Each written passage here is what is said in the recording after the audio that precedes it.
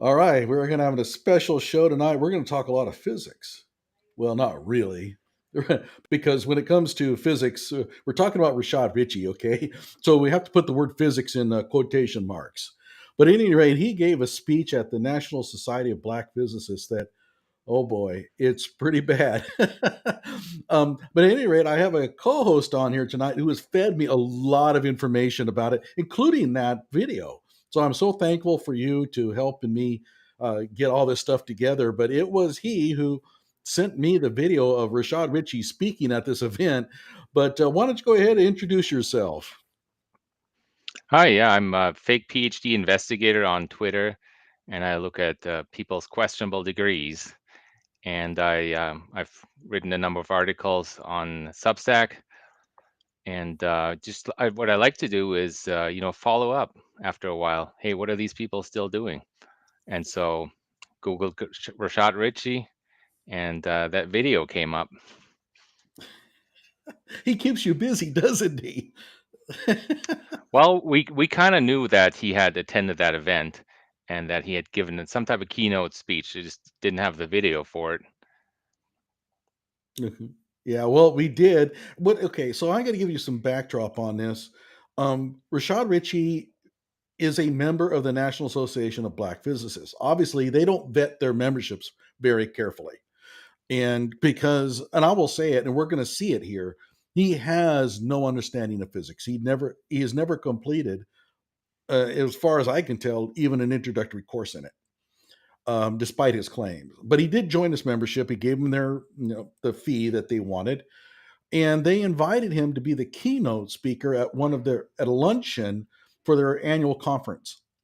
And he got up there, and we're going to watch it. And I must say, how the people just didn't get up and walk out, I don't know. I mean, I think it's just politeness. And I don't think I would have walked out if I didn't know who he was. That's pretty rude, but they should have. So that's where the background is. Now, you have fed me probably half of the material that I use on my YouTube videos. And everybody knows I have over 40 videos on Rashad. And without you, I don't think I would have gotten very far with a lot of it. So He's we've had a very lot of fun there. he's prolific. He keeps coming up with new degrees. He just keeps, and normally, I mean, somebody like that, he's just not even credible on the face of it. Prima facie, he is just not. Those degrees don't check out. Um, but somehow, people still believe him. Yeah, and you know, I don't think that the people in this audience believed him, but well, okay. I think they had some like moments where like, wait, something's not right here, but whatever. You know, and it's Well, not for just more, physics.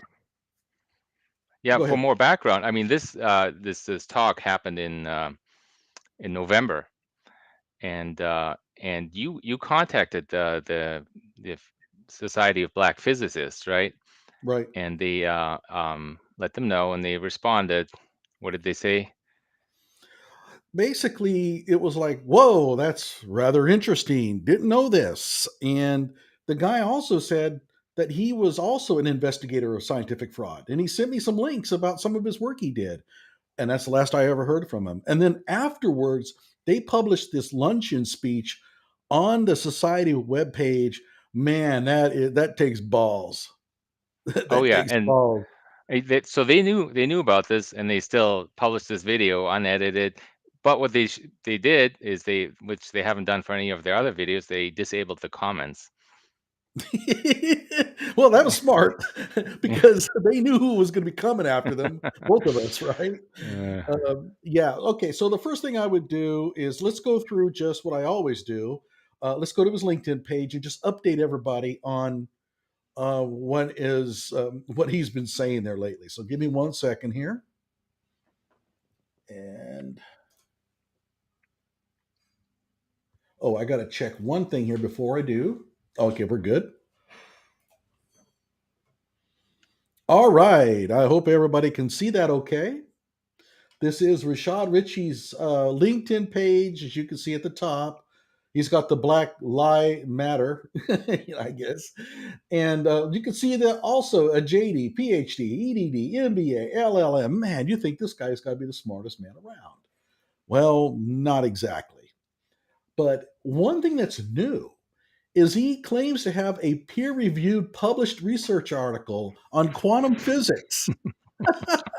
Now, those of you who may not know it, I have a background in physics. Okay. I hold a master's degree in physics and my PhD is in electrical engineering. And my PhD was on like quantum barrier tunneling. So I know quantum pretty well. So you wave this thing in front of me. I'm like, okay, wait a minute. Let's go check this thing out. So we'll take a look at that in a moment. All right. But at any rate, yeah, he's got this latest article and it was covered in Science News Watch. Do you remember that one there? PhD investigator? I do. That's the website he is apparently set up himself. He paid somebody to set up a fake news website, and it shows, it takes news from like Yahoo News or something, and so it has a bunch of normal news, and then it prominently features several articles about Rashad Richey, who was apparently the guy to make the news. Yeah, and the way the article is written, you know that it can't be a real science article. The hyperbole is just way too much It's just for his own opinion about himself. yeah. He's in need of praise, and if nobody else is willing to give it, he'll do it himself. So we can click on this. I have to. And we have physics professor provides groundbreaking quantum physics analysis of CIA's declassified gateway process. Okay. And by the way, it's we look down here. Um, it's published in the International Journal of Science and Research. Okay, and by the way, I did actually pull it down the article. Let's see, I might even have that one available. Let's take a look here.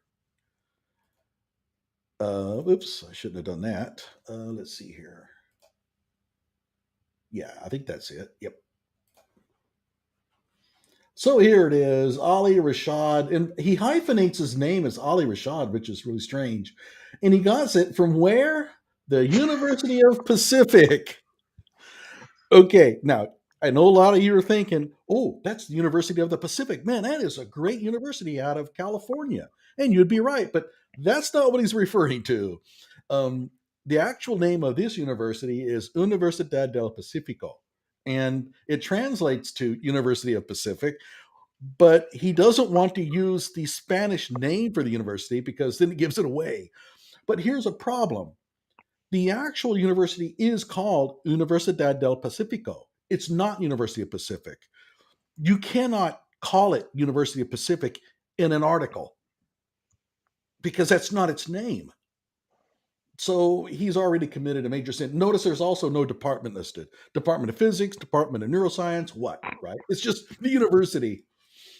So we can read all this. We are not going to, but let's see here. Hang on. We cruise through this down. Now remember, this is supposed to be a quantum physics paper. You'll notice an absence of certain things missing from this article. And by the way, he obviously copied and pasted a lot of the stuff and just threw it in there. Um, Yeah, I don't see any math. you don't see any mathematics, no equations. Mathematics is the language of physics, and there's nothing. There's no charts, there's no tables, there's no figures, there's no nothing. It is, I don't think I've ever seen a physics article like this before. It's certainly long. I mean, but again, he basically, I think, just copies and pastes from stuff and sticks it in there. Here's an interesting part of it. You can cruise on down. You'll notice this is really strange. All of the citations are in alphabetical order, but numbered. Why in the hell would anybody do that? I mean, that makes no sense. Oh boy. At any rate, yeah, it's pretty bad. And one other thing that shows up, I read the first couple pages. is it's clear he doesn't understand that sound is a classical phenomenon. So he's trying to talk quantum physics and he's talking sonar and stuff like that. No, sound is classical, it's not quantized. And therefore, because sound can only be created through the bulk properties of matter, it's definitely not quantum mechanical. You cannot understand quantum field theory, quantum physics by analyzing sound. It just doesn't work. But he doesn't understand that. But it's going to get a lot more fun here in a little bit. Okay. So let's see here. Let's go back. Um,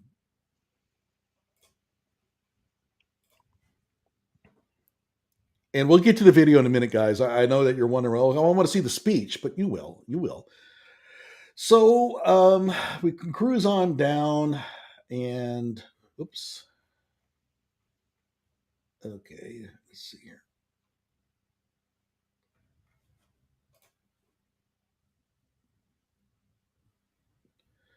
And doggone it, I am really got myself a little bit turned around here. All right. I'm sorry. Give me 1 second. Well, I'm not sure now. He previously claimed that LLM in his title. I tried to look on archive.today, and but that captures from May, and it doesn't show that. So I Okay. think he's just claiming a new title. He got a new degree. He managed to Looks scrounge like up the it money for one. Huh? went past me, I guess. There's so many of them. All righty. So we have here experienced director of global legal operations for something I don't know. He's department chair of science and law and philosophy and physics. So that pretty much covers the entire university, right? Science, law, philosophy, physics. At the Paris Graduate School, there is no such school. We know that. Did We we ever both try look. to get a hold of somebody there? I don't think so. I don't No, think I yeah. don't think I did. But Yeah, well, we did look up the actual picture on Google Maps of the office, and it's a apartment complex. yeah. No, I think we might have tried to contact them. The website wasn't working or something like that. Oh, I think you're thinking of the University of Renaissance or Renaissance Oh, yeah. University. Okay. Yeah, that one there was the one where he supposedly got an online degree. Well, we'll go over it here. Okay, so Yeah. he's a professor, director, and student professor, chairman of the board. There's nobody who could do all this, right? All right, let's go here to uh, show all 16 educations. I can tell that not much has changed here because the 16 is the total number. It's been like that for a number. It's like you have a little number ticker, like a stock market index running on the Okay. bottom of how many degrees he has. Okay, so let's go ahead and begin here. We go to the bottom. We work our way way. Western Orthodox. That's a church, and it's an obvious diploma mill. If you recall, I did an expose on Western Orthodox and blew that up. He then changed it to Ad Undum Schofield. No, I'm sorry. I had an expose on Schofield. He changed it to Western Orthodox. Both are diploma mills. And then he has an applied psychology degree from another diploma mill, Euro American University. And Euro American University, it sounds like it's based in Brussels or something. No, it's in Nigeria. Bwahahaha Yeah, but Heights University. Go ahead. I'm sorry. we don't see the LLM on here, right? Oh, it's coming. It's coming. He might actually have this degree, the Bachelor of Arts at Bwahahaha Heights. I'm a little skeptical, but he might. It's not a particularly great university. University of Central Florida, he paid $49 for a certificate. There's no evidence he even completed it, but it cost him a total of 49 bucks. It's touch therapy, guys. It's hypnosis and that kind of stuff. I never did look into Cornell University, but I don't see any point. They have this executive leadership program. You can pay some money and they'll let you in. You can download some videos or stuff like that. No. I mean, anybody in the audience could actually pay the money and put this on their LinkedIn site if they wanted to. Here's his MBA from Bwahahaha Heights. Said he only completed in 1 year, which is no, that's not happening. Universidad Empresarial, he changed the name to the Spanish translation. because he doesn't want anybody to realize it's a business school, because that translates to business university. But it's the same one as below. It's a diploma mill out of Costa Rica. And yeah, and by the way, business university giving out a master's in applied physics and quantum mechanics. Yeah, okay. It's a diploma mill. Atlanta's John Marshall Law School. You want to tell the audience about that one? Atlanta's John. Wait, this one.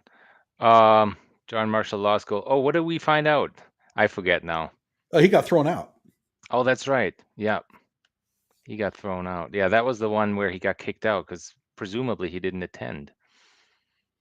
Yeah, and aren't you the one that went and emailed the actual school? I don't think it was Atlanta's John Marshall. It was one of them. Was it that one? It was John Marshall. Yeah, Yeah. Okay. Yeah, I emailed the school. Anyway, they said he had enrolled, got kicked out, then re-enrolled, got kicked out again. So either his grades were terrible or he just didn't attend and turn in anything. yeah, yeah.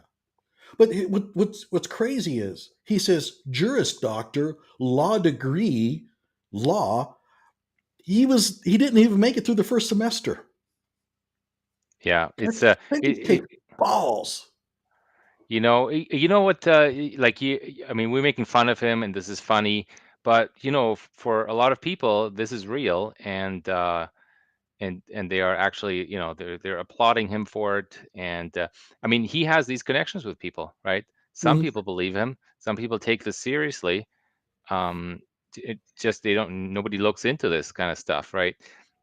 That's how people get away with fake degrees is they people don't check, they just believe it. And then a lot of degrees, especially the higher degrees, are in very specialized fields that nobody really knows about except maybe a handful of researchers, so it doesn't come up. Here's a good point. Jason says, correctly translated, um, it would be University of the Pacific. Del is of the. Okay. So this is, and remember, this goes back to that University of Pacific thing. This is a university that only instructs in Spanish. Their webpage is entirely in Spanish. There's no need for them to do anything in English, right? Yet he doesn't even translate the name of the university correctly. So, how much Spanish does he even know? I mean, I made the mistake because I don't speak Spanish. But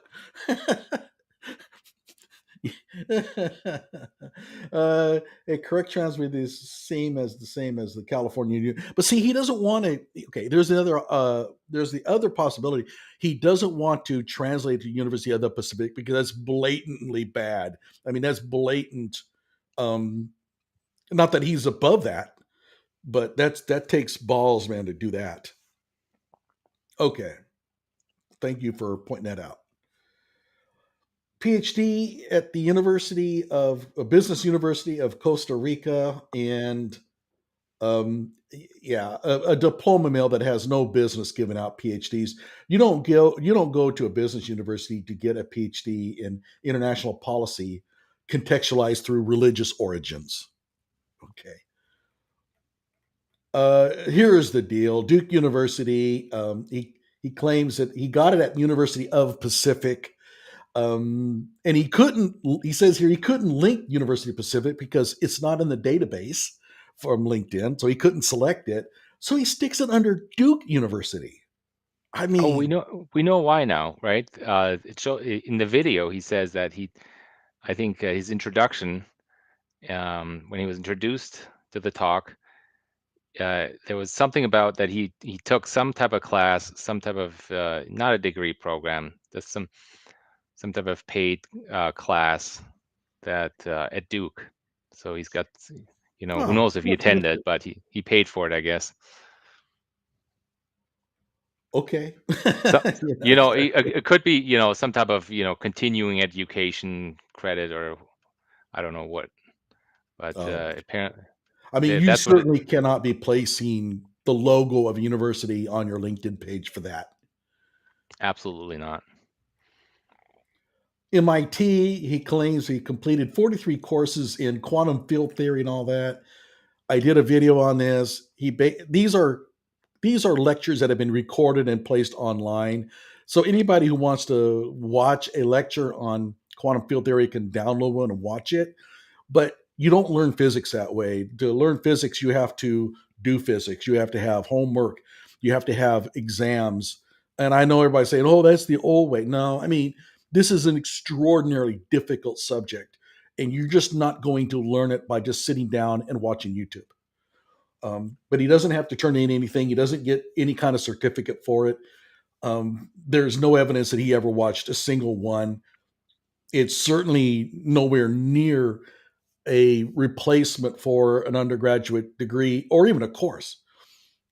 Okay. You can't just drop into a quantum field theory course and understand anything, right? It's hard. But he doesn't understand that. He thinks that what you can do is just be brilliant. And in his mind, he's brilliant. Therefore, even though I didn't watch the courses, I know I could have, right? But no. I mean, you would not. It'd be like me watching an advanced Spanish lecture. I wouldn't understand anything. Azteca University at one time was an actual university. It basically started selling diplomas and found out there was a lot more money to be made doing that.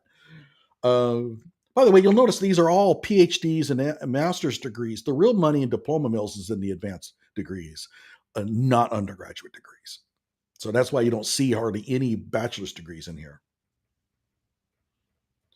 Asia Pacific School of Business. You want to talk about that one?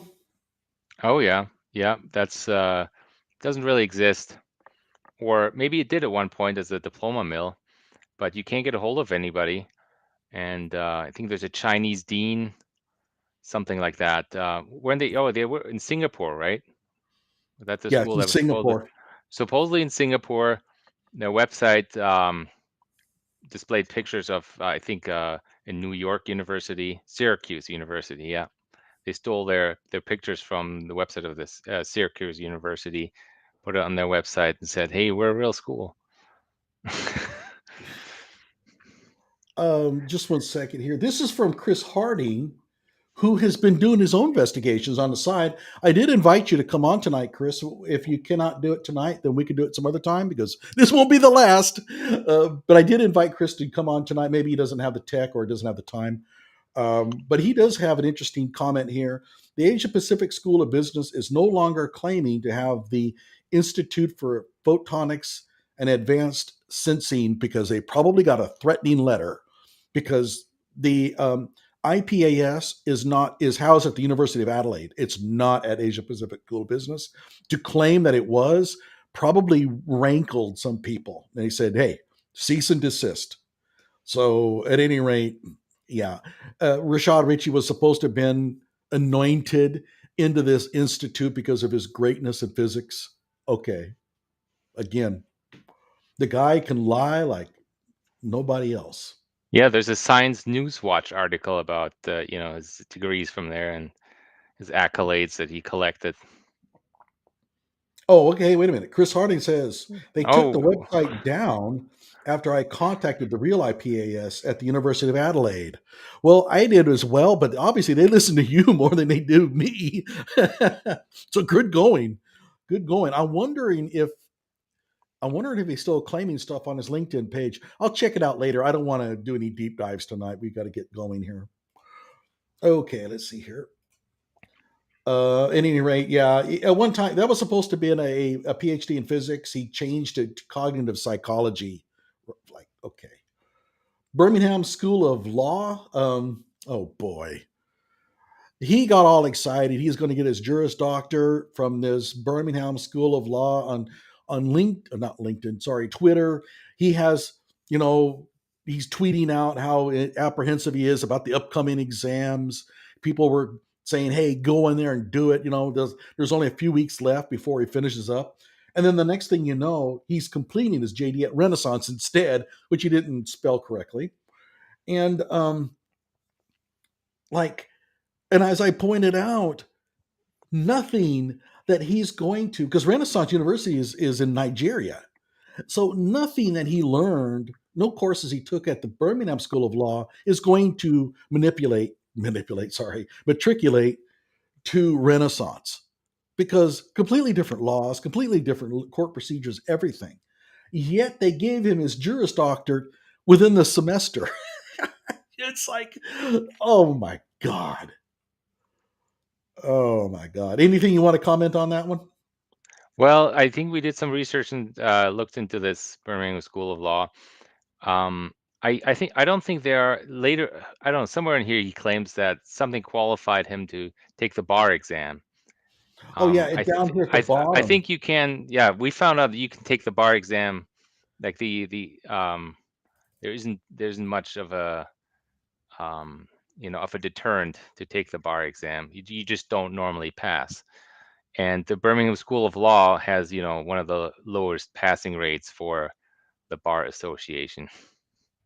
Yeah, but he didn't even complete his work there. I mean, He didn't even complete that. Yeah, so, yeah. there's several levels removed from having an actual degree. And I found that there's only like two of the states that will allow him really to take the bar, given that he got his JD supposedly at a foreign university. Texas and is one, and I think Alabama is the other. I mean, we Okay. can be sure he will never pass the bar. So, No, no. I mean, if he got his name correctly on the cover page, that would be a pretty good deal. Harvard Law School, another one of these programs where you pay some money, you can like complete some work and have somebody look it over, but there's no evidence he actually did anything. He just paid the money, I guess, but there's no certificates, no nothing. This is junk. And Clark Atlanta University, he did get a doctorate of education there. I read his dissertation, and like in three of my videos, I had to parse it out. He lifted large chunks of it from a undergraduate capstone project. Yeah, let that yeah. soak in. So Um, just a plagiarized doctorate of education. EDD isn't normally very, not very rigorous academically. So he yeah, couldn't and even manage that one. I read Jill Biden's dissertation and commented on my webpage, or on my webpage, my YouTube channel. I should introduce myself. I'm Johnny Walker Dread, and I have the Johnny Walker Dread Show on YouTube. I think everybody knows that, but who knows? But if you go to the Johnny Walker Dread Show on YouTube, you can actually hear me read Jill Biden's dissertation. It's not plagiarized; it's just pretty non-rigorous. But I would not object to I think I would object to having her be given an EDD. I would have told her if I was on the graduate committee, this isn't really quite good enough. You're going to have to do some more work. With Rashad's, it's hopeless. I would have told Rashad that, sorry, you don't need to be here. This is absolutely worthless.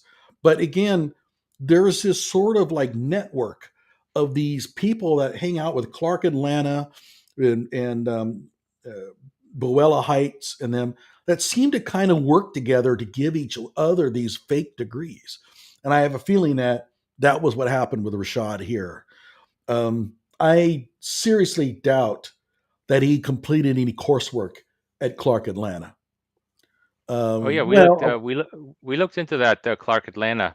The it wasn't the Bwahahaha Heights, right? They mhm, just passed the minimum requirements for people to get loans, federal loans. And right. one of those requirements was that the librarian has a master's in library sciences. And Clark Atlanta just happened to have no longer a master's program for library sciences, which was set up at Clark Atlanta University because people could not the people that attended Clark Atlanta they weren't able to make it into the library sciences programs of any other university. So and then they got de-accredited, I guess, from that library science program, so no longer exists. So yeah, there's a connection between these universities and their low standards.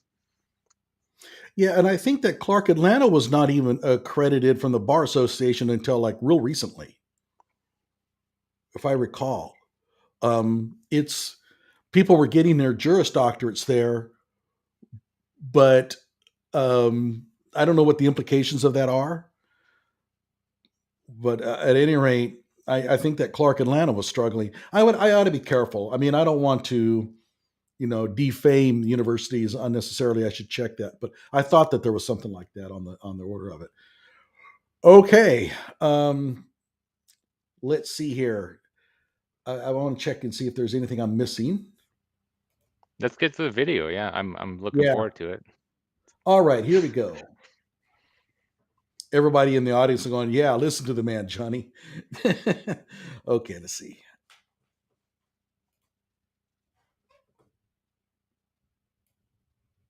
I got to get to the right spot here. Are you going to play the intro too? The what? The introduction of Rashad? Yeah, that's what I'm looking for right now. I think I got Yeah. it now. And So this is the end of that. The end of the conference, and Rashad's given the closing lunch and keynote. He's got he's given the last speech of the proceedings there. okay, are you ready? Let's do it. Dr. Roberson. You can hear it, right? I'm fine. Audio okay? I can hear it. Good afternoon. So, Emmy-nominated National Opinion News anchor, philanthropist, and a 2023 recipient of the Top Media Estate Award from NBC Universal/MMCA, Dr. Rashad Richey serves as a professor of physics at Paris Graduate School in Paris. Let me stop right about that.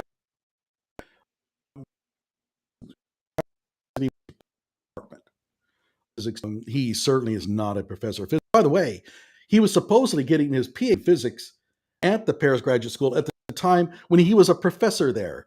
I've never heard of that ever happening before. It makes no sense. Okay. And is appointed as a visiting scholar at Clark Atlanta University in Atlanta, Georgia. Visiting scholar could mean anything, but it sounds like an adjunct. And yeah, okay. I don't think he does any work with them. Symbolic. Interest in mechanics, physics, and human cognition. Richey was awarded the President's Scholarship at PGS via their Innovative Knowledge Institute, where he is duly enrolled in the Quantum Physics Doctoral Program through the Department of Research.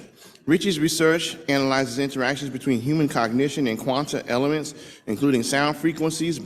Including sound frequencies. Again, he doesn't understand that sound is not a quantum mechanical system. Fiber, acoustic, photo, relation, enhancement states. Research led to the invention of the neurological brain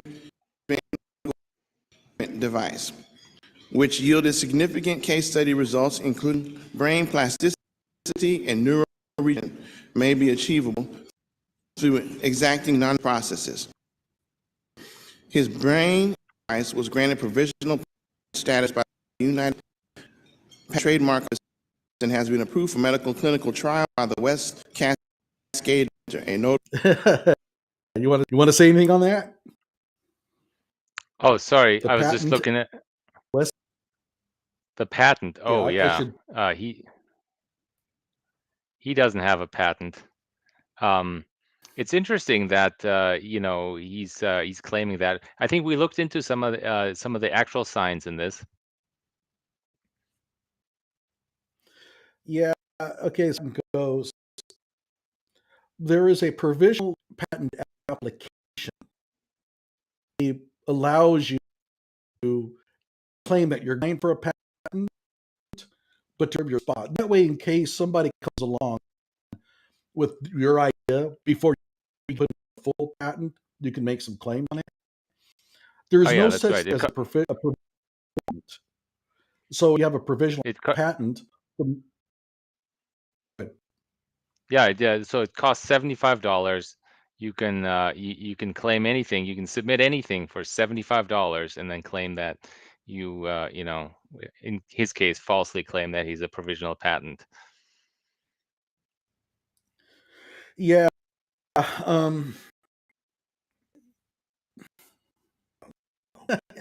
He's really good at finding for $100 that sound important, but he has, to our understanding, submitted. He certainly does not have a patent because we looked into the database and his name is listed. So he's basically lying. I mean, it is saying. Rashad appointed as the academic vice dean of the academic committee, dean of the Graduate School of Law and Business at the Asia Pacific School of Business. This is Chris. I'm just looking at university score. I'm just looking at their website right now. I'm checking. It says there's a button to email them. It doesn't have a valid email address. So that's the state of their website. And wow, Chris Harding, I was one of your best followers. I'm glad you're around. Okay. Good deal. I mean, we coalesce our efforts here even more than we have.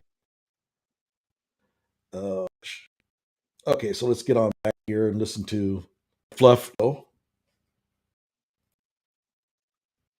Notable medical facility in Georgia that's I'm right. The Georgia. Let me get back to this. Specializes in brain care. And entrainment device was granted provisional patent status by the United States Patent and Trademark Office, approved for medical clinical trials by the West Cascade Medical Center, a notable medical Georgia that specializes in care. And what is it really? Oh yeah, you got that picture of I'm going the to pull it up now. 2-bedroom. Yeah, it's like a maybe 2 or 3 bedroom house, converted into an office. Come on.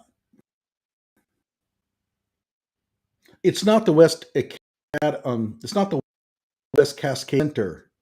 It's the wellness center. So that's correct. Sort of they've changed medical center to wellness center. Okay.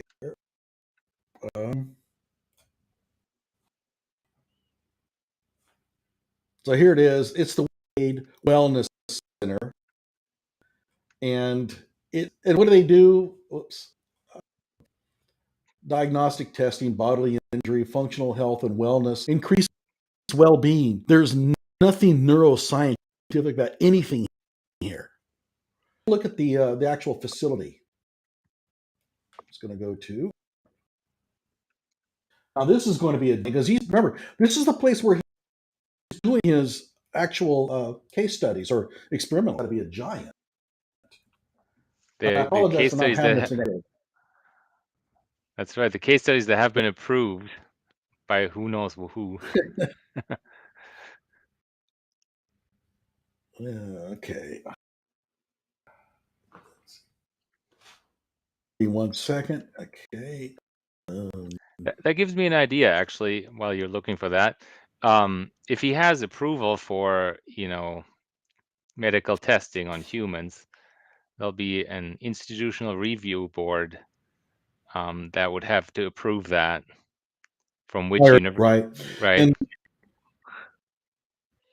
And he's not going to get approved unless he is certified in social behavioral experiments, and those are very long trainings. Anyway, there's no IRB. There's no university with an IRB that he's associated with. There is no studies. It's a wellness center. Maybe they're giving they're giving some benign light therapy, probably. Okay, so you see this monster facility here? Well, that's not it. It's this thing. I mean, seriously, that is about the size of a good size wide trailer. Let that. This is the Cascade. Was it Cascade Medical that supposedly is him to do major scale scientific studies. And center. And oh, by the way, where was this located? It's in all roads point to Atlanta. Yeah, well, you know Yeah. what? I mean, that's where I, it's you can somewhat admire him for, finding new people to convince to associate with him, right? I'm assuming he keeps burning bridges with his lies, so. Well, and by the way, I did feature on my own. One of his compadres claimed an honorary doctorate. And of course, you have to be bestowed an honorary doctorate from a degree granting institution. But I looked into it, and the institution was what do they call that? When you don't get your high school diploma, you have to A GED. It was a Yeah. It was a GED, and I had to do it myself. I don't know why I'm having a hard time saying it, but the GED preparation program bestowed upon him the honorary doctorate. So wow. Okay, let's go ahead and continue on. She is also a recognized social scientist who often talks about the of treating the cause and understanding the effect. His desire. Wow. He understands the importance of cause and understand the effect. Okay. To advocate for effective policies led him to earn Juris Doctor at Johnson University in partnership with Montreal University Law faculty. After completing law school, he accepted the position as Director of Legal Operations for the International Law Group of Human Rights Attorneys, PC, also known as the Fairness Firm, and coordinating their affiliated international law firms, providing leadership on legal and policy issues with offices in Atlanta, Georgia, Spain, Canada, Paris, France, Cape Town, South Africa. And by the way, what he read was the responsibilities of Richey. I mean, so basically, he's probably paid them or something. Let them say that he's sort of a this kind of deal. Crazy. He also holds a Master of Laws and Human Rights. Graham is saying that. Is that true? I was skipping for me earlier, but it's back. Oh, okay. Well, I hope that's not an issue. Let me turn down. Give me 1 second here. I don't know if this would have any effect at all.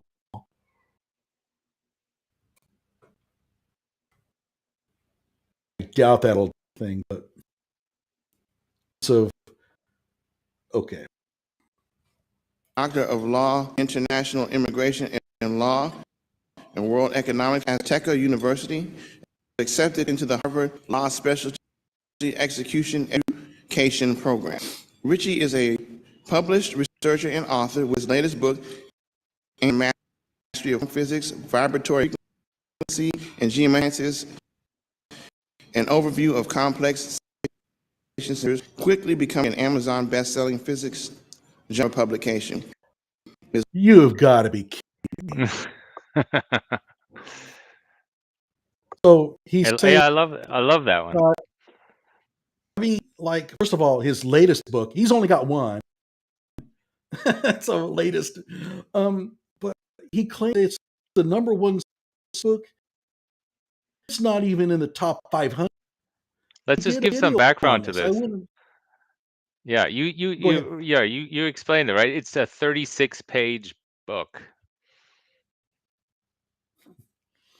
It actually like the first chapter of it, and it's like a paragraph lifted from something else, makes no real sense, but at least it sounds very technical, followed by his commentary in the next paragraph, which is, and then it's like interlaced. It's like a paragraph out of her journal, and then he writes a paragraph about it, but he never can quite make the connection. This is also where he tried to claim that Egyptians understood quantum field theory, and because they knew music, like, and stuff. But again, sound is not a quantum mechanical system. You cannot learn theory from music, sound, or anything like that. It's inherently classical.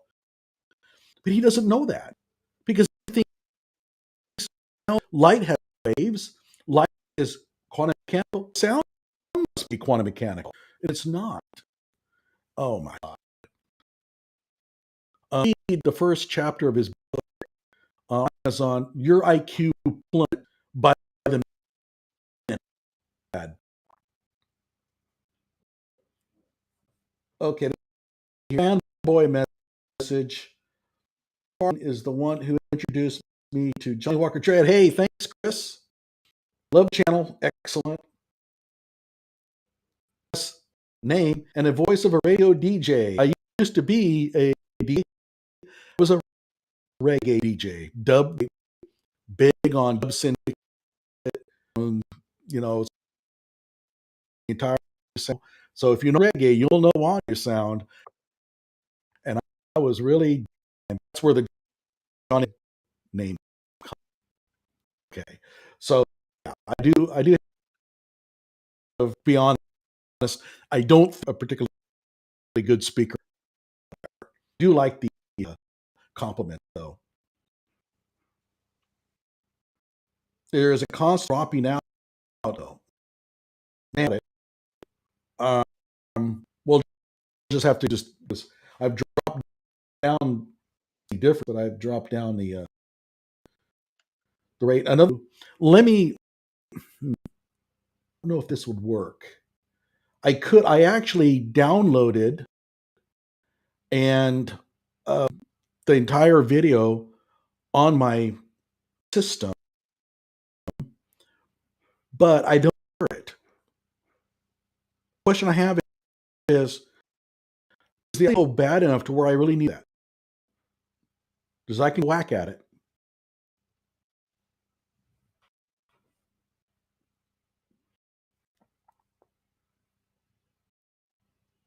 Okay, let me take a whack at it. I'm going to back out of the channel for a moment. Maybe you can entertain them by singing or something. But this is going to take me just a few minutes here. Okay, yeah, I don't. Maybe we can skip some of the, some of the more blatant lies and just focus on, some of the stuff at the end. It's kind of entertaining. Well, I tell you what. Why don't you give me a couple minutes, talk to them about Rashad Richey and what you think about him, and you also might mention talk about. Well, never mind. Anyway, give me a couple minutes. I'm going to take a. Okay, sounds good.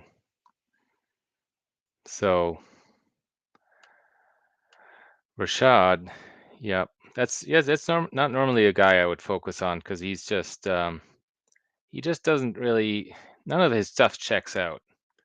So Rashad Richey is apparently, has 2 or 3 different doctorates in 3 or 4 different fields of science and law. It just doesn't check out. One of the things actually that I'm curious about. Now, there's no evidence, but I'm pretty sure he's actually paying people to do social media commentaries for him on his Twitter, his Instagram. Just the praise of him is so effusive. You can't really, if you look at, say, wildly popular different artists like Taylor Swift, right? You go to her Instagram, the praise isn't as effusive as it is for Rashad Richey on his social media accounts. It just doesn't ring true, and he pays for that what's it called, Science News Watch website. So that's just him. So I'm pretty sure he's willing to pay for social media comments. Okay, I think this will work. So let me try it here, and hopefully that it plays well. You guys in the channel in the chat, let me know as soon as you can if this is not working. Okay, so let me try it. Oh, I have to. Y'all give my brother a round of applause, President-elect. You went full bio. Step your full bio. Oh wait, Okay. I do have it.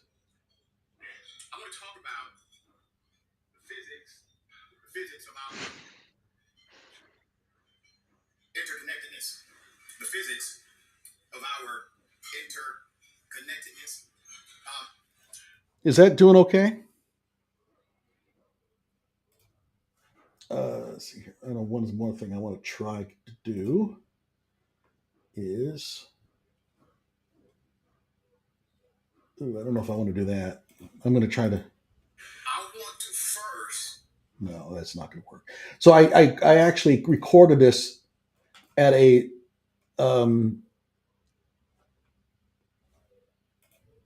at a higher speed. So we're going to blast through this pretty quickly. I tried to slow it down, but it slows it down too much. Doggone it. Give me a second, guys. Sorry. Speed. Well, there's another option. You could play through it and just kind of summarize what he stated in case Yeah. No, people have I missed think that. it's not too fast. Okay, so let's go ahead and try Yeah. it.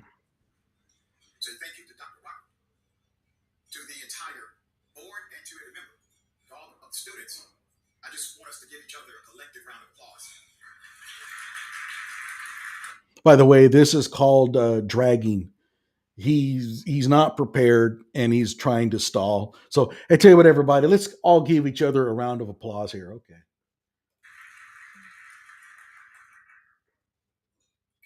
Something happens between our teenage years and our adult years.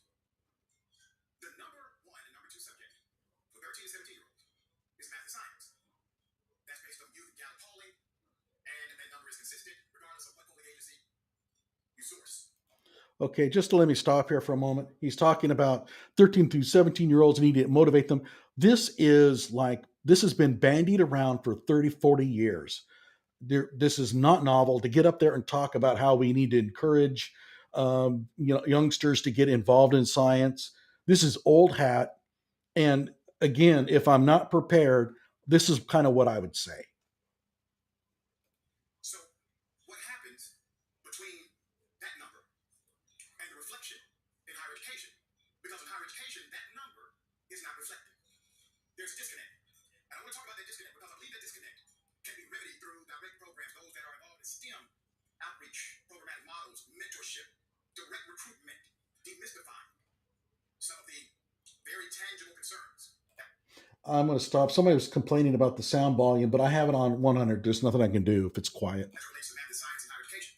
But I want you to never forget this number: 23% math, 14% science. You combine that, that's huge. I'm going to tell you about a disconnect that happened to me when I was about 10 years old. Oh no. I was coming home from a grocery store. My mom's boyfriend was driving the car. This is the Fig Newton story. He says it. He tells this story constantly. He loves this story.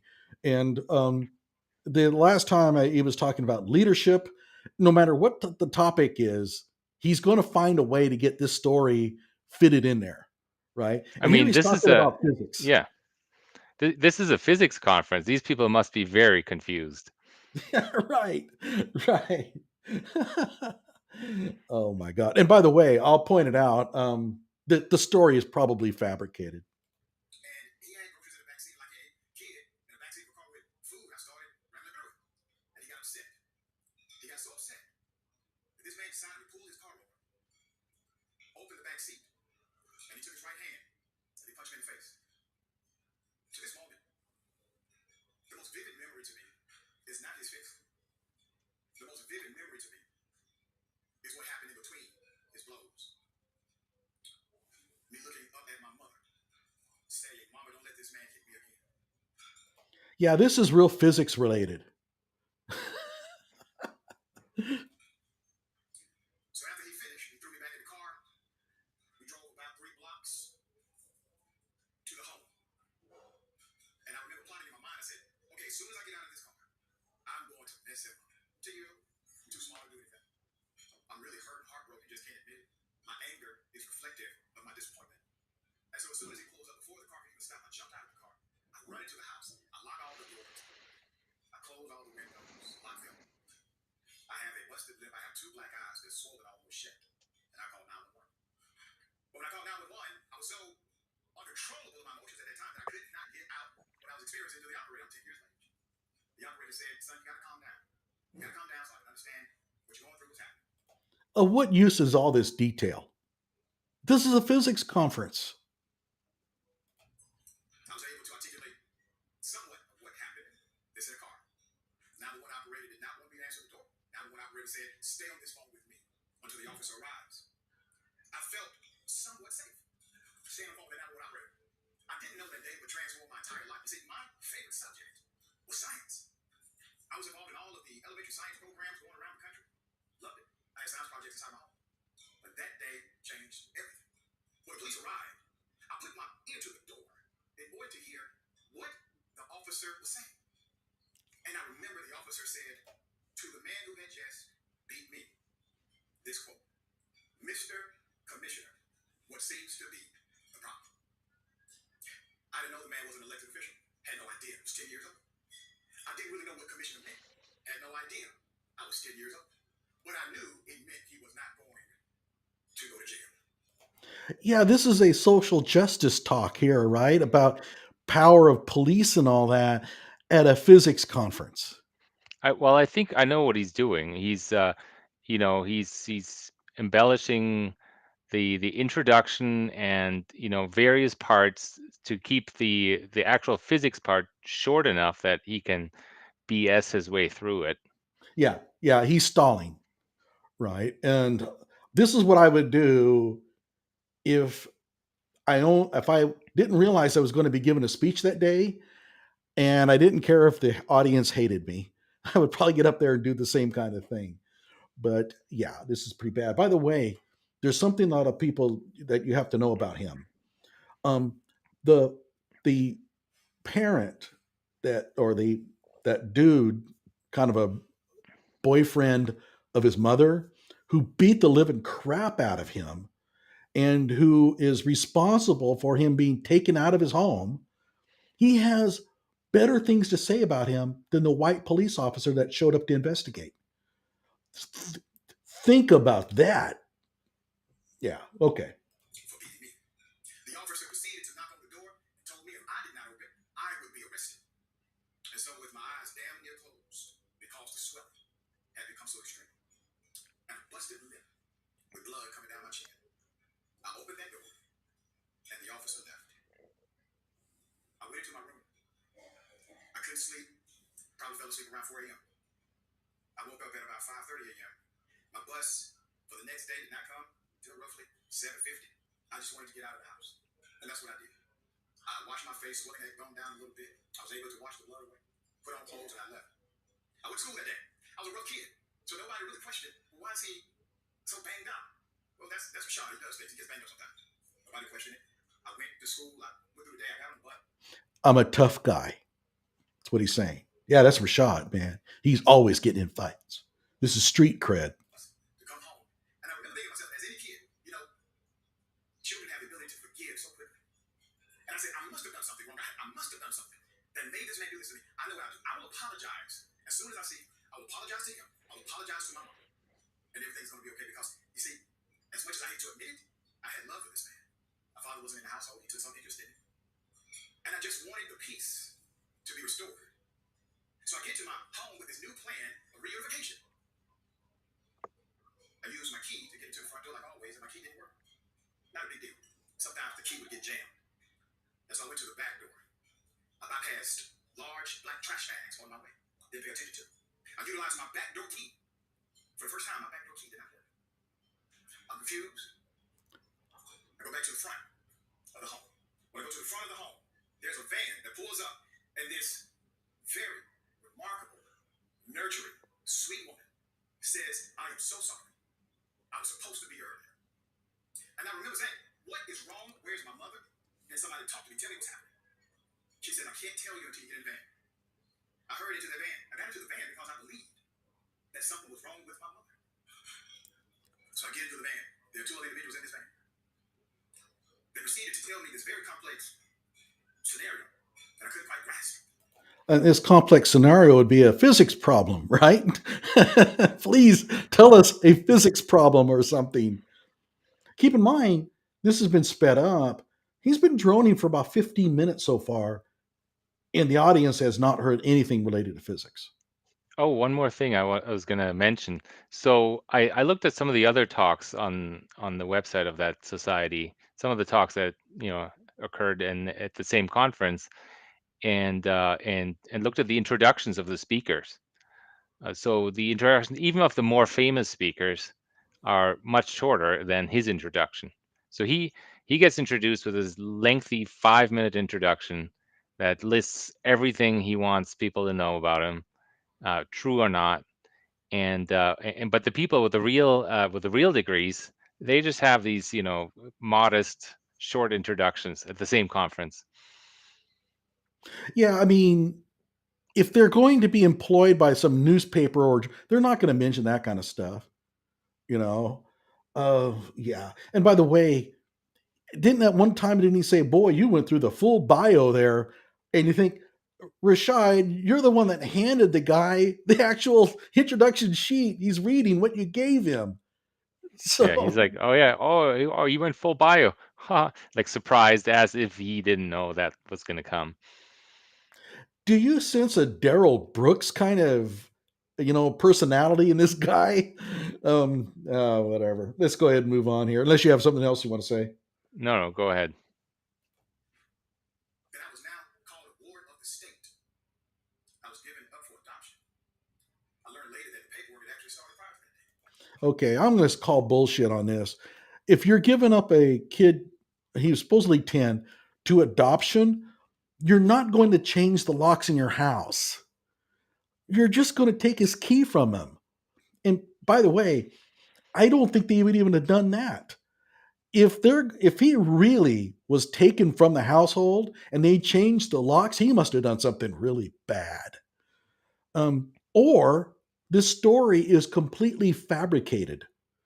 But does that make any sense? You give your kid up for adoption and you change all the locks in the house on the same day.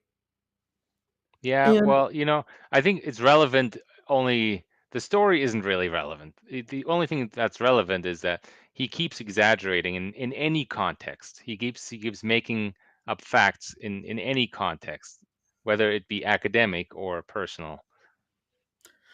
yeah, and the other thing is, if they're giving you up for adoption, they're not just going to show up and throw you in a van and take off. There's going to be discussions about who he's going to stay with. Are you comfortable going to this person's house? Do you have any bad impressions of living with this person? So all of this, I am convinced, is completely fabricated. It didn't go like this at all, but we'll But what I see. think is true, that he probably had a tough childhood. So something went wrong, so Yeah, that that I go along with, right? But it didn't play out like this. I was so confused that as they took me to this facility that looked akin to a jail, it was concrete, it was cold. I remember I kept saying, "Well, when can I call my mother? What time is she going to come pick me up?" Eventually, they just started to placate me, knowing I didn't understand exactly what had happened. After about 3 days it set in, my mom wasn't going to come pick me up. I was concerned about things like, I got a track meet coming up, field day happening in about field day. We had a science competition 2 days after that. Here we go. The science competition. There's the connection. Hang on. that he never partook in.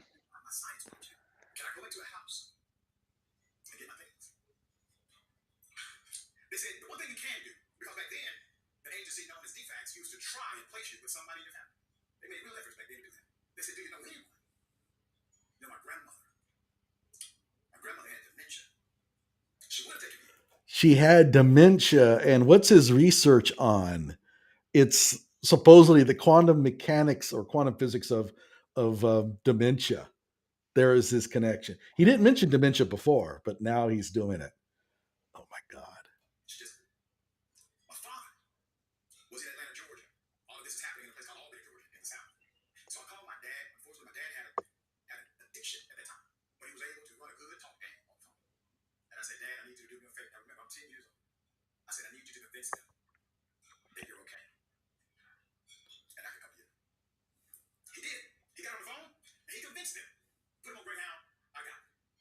And his dad is a physicist, which is how this all connects to physics, I guess.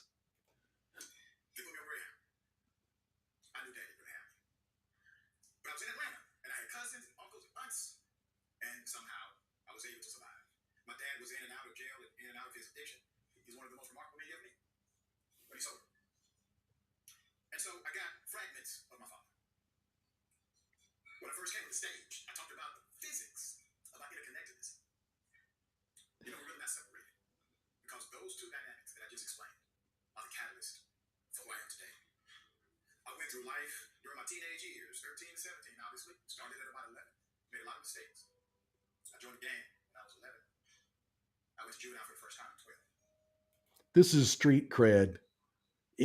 He tries to pass it off as, I'm really ashamed of what I did as a youngster, right?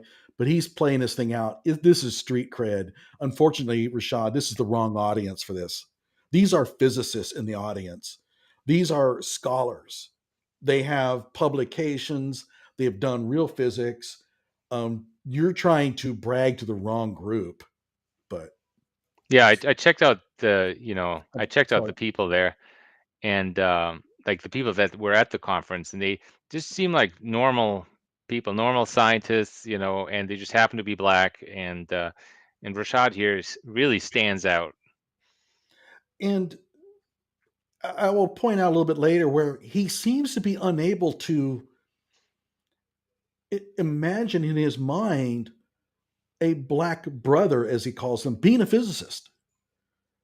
There's an inherent racism about him, but I'll show you here in a minute where that comes into play.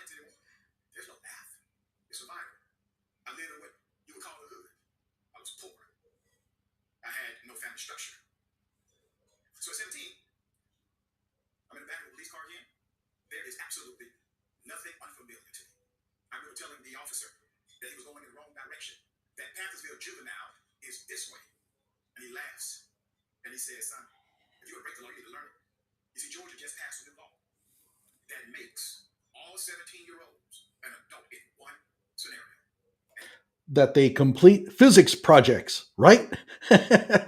Please tell me that that's the criteria. We got to get to some physics at some point.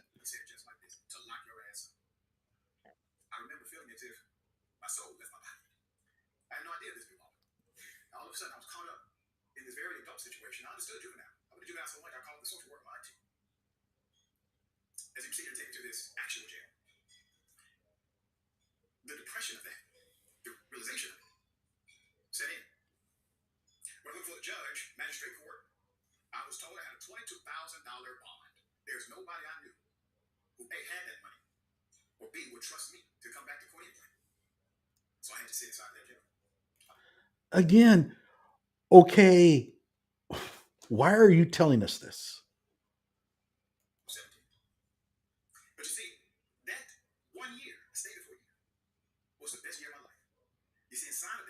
met somebody from my old neighborhood named Ronnie Purvis.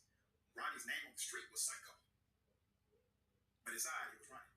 He was Ronnie because he changed his life. He would not allow anyone to call him by his street name. And I remember telling him, as soon as you get out, you're going to go back doing the same thing. So why are you playing with God inside of jail? This is my story, my experience. And he proceeded to tell me that he's in for manslaughter. He's not going to get out anytime soon. And his transformation is authentic. I didn't believe him. Even the Bible said yes. I would see him pray before he locked down that night, yes. Did he carry a Bible? Yes. But I didn't believe Ronnie. The only time I believed Ronnie was when Ronnie did something that I never saw demonstrated in my life. He did a physics demonstration, right? Please tell us that Ronnie did a physics demonstration. So far, he hasn't talked about any of his research. Yeah. By the way, we're at 14:39. He's been at it for almost 20 minutes. Now, this has been sped up, but you get the idea. You see, Ronnie was known on Glenwood Road to be nice with his hands. He could box, fight. He backed down from nobody. I saw Ronnie back down from a fight that I knew he could win. Never had I seen that kind of strength demonstrated. And it changed me. Then I decided to seek how to better myself.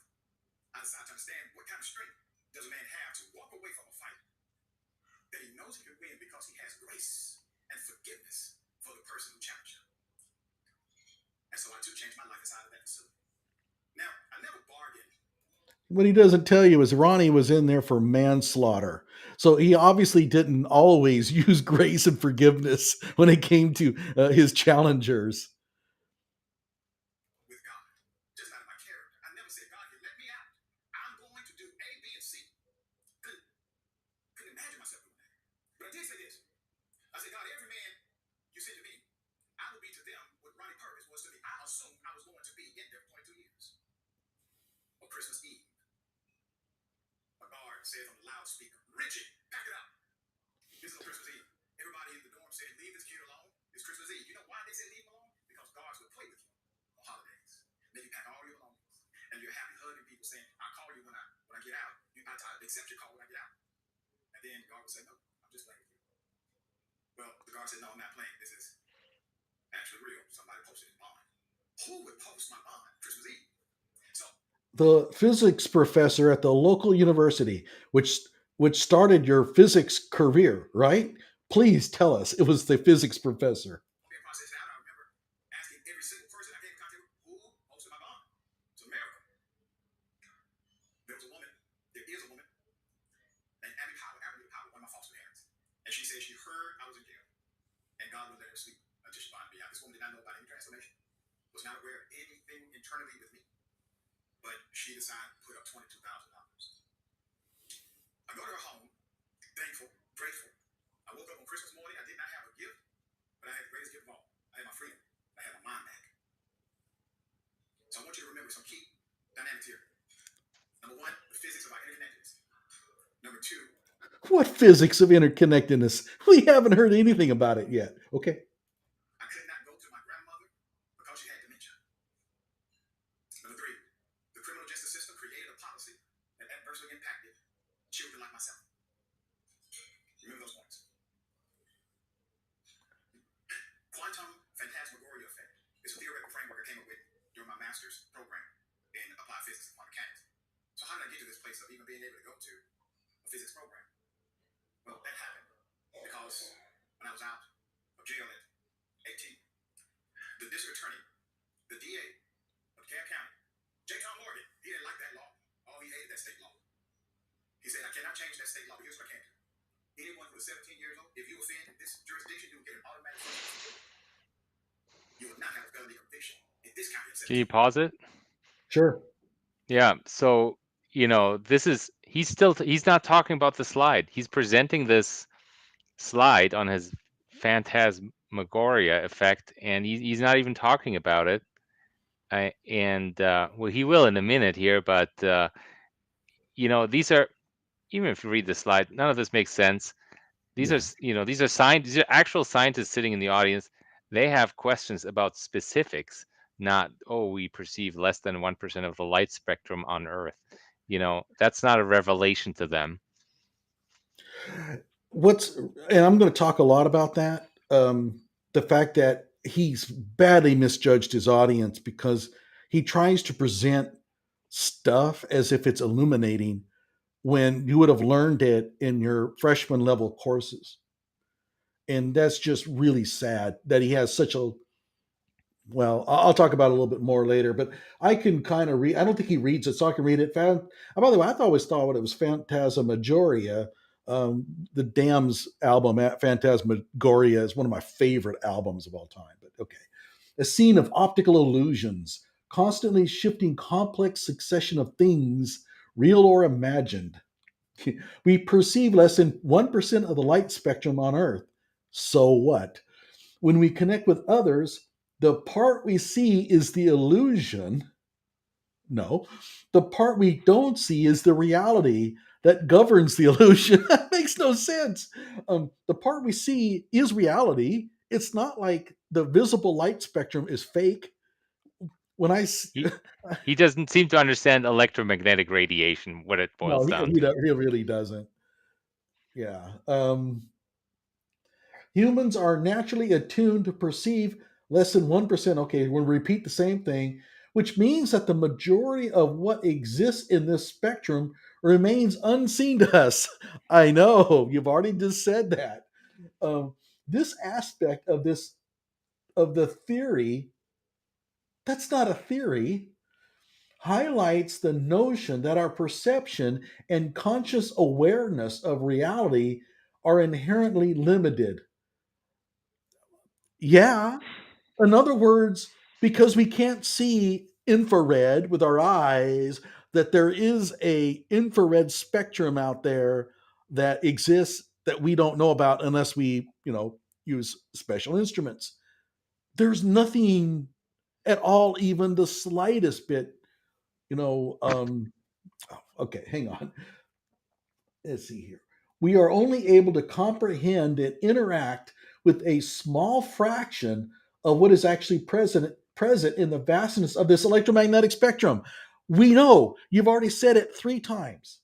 This is a big revelation to him, and of course, these physics professionals in the audience. I mean, this is just ridiculous for them.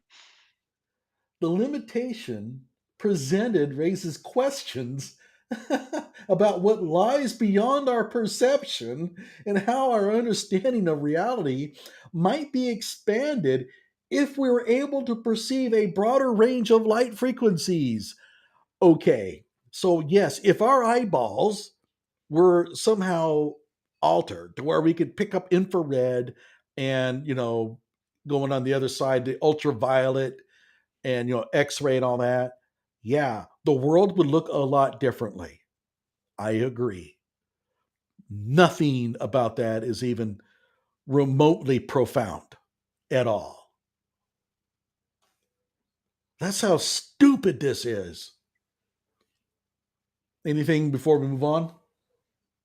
No, go ahead. Yeah, let's see where this is going. If I would have gotten arrested 10 miles to the east in Fulton County, I would be a convicted felon today. I would not be a physics professor. I would not be a broadcaster. NBC would not have given me an award a month ago. Humble brag. Oh, that's not even humble bragging. That's just bragging. The physics of our interconnectedness. So I took advantage of this First Offenders Act. It had some rules to it. I had to go to school, finish my high school diploma, or get a GED. And then either A, work, or go to college. It was required with the program. They had a mentorship component as well. I benefited from every single offering of that program. I was able to get into college. I was able to advance into a master's program, and the rest is history. But let me explain to you. The rest is history. Oh my God.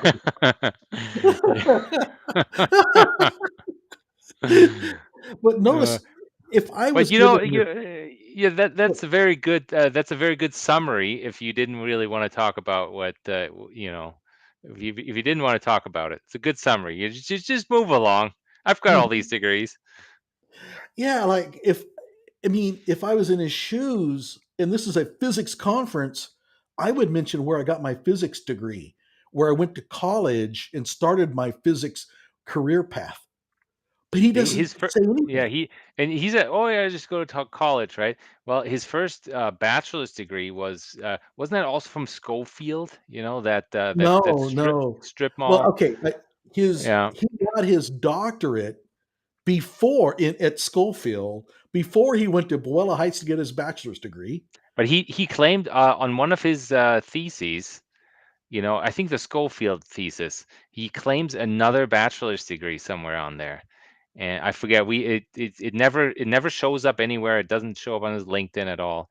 And I just kind of forgot about it later. But now I just remember that there's some other bachelor's he claims that That was um the diploma mill out of Iowa or something like that. something like that. Yeah. Yeah, and the reason why he doesn't claim it is because it's on a list of diploma mills. I mean, if you just type the name, it shows up in a list of fraudulent degree programs. So I think he basically backed away from that one. Uh, um, As one does. and we have freshmen. This is elementary school, grade 6, perhaps. I don't recall what I said there. That I don't recall the topic, but yeah. Oh, I think electromagnetic spectrum, you know. He's and he's essentially he's kind of confusing the entirety of the electromagnetic spectrum with light. Yeah. Okay. Anything else? Okay, let's move on. You the phantasmagoria framework. I had a professor in my physics program who really encouraged creative thinking. It was a little bit out there. Well, you got that. I will say it. He's got creative thinking. Well, you know what he's trying to do. He's trying to prepare the audience for the fact that none of this makes sense. I came up with was phantasmagoria. It simply means fantasy. It means optical illusion in its core. That the world we see is an illusion in many ways because the light spectrum that we're able to perceive with our human mind is less than 1% of the light spectrum that is available to be seen.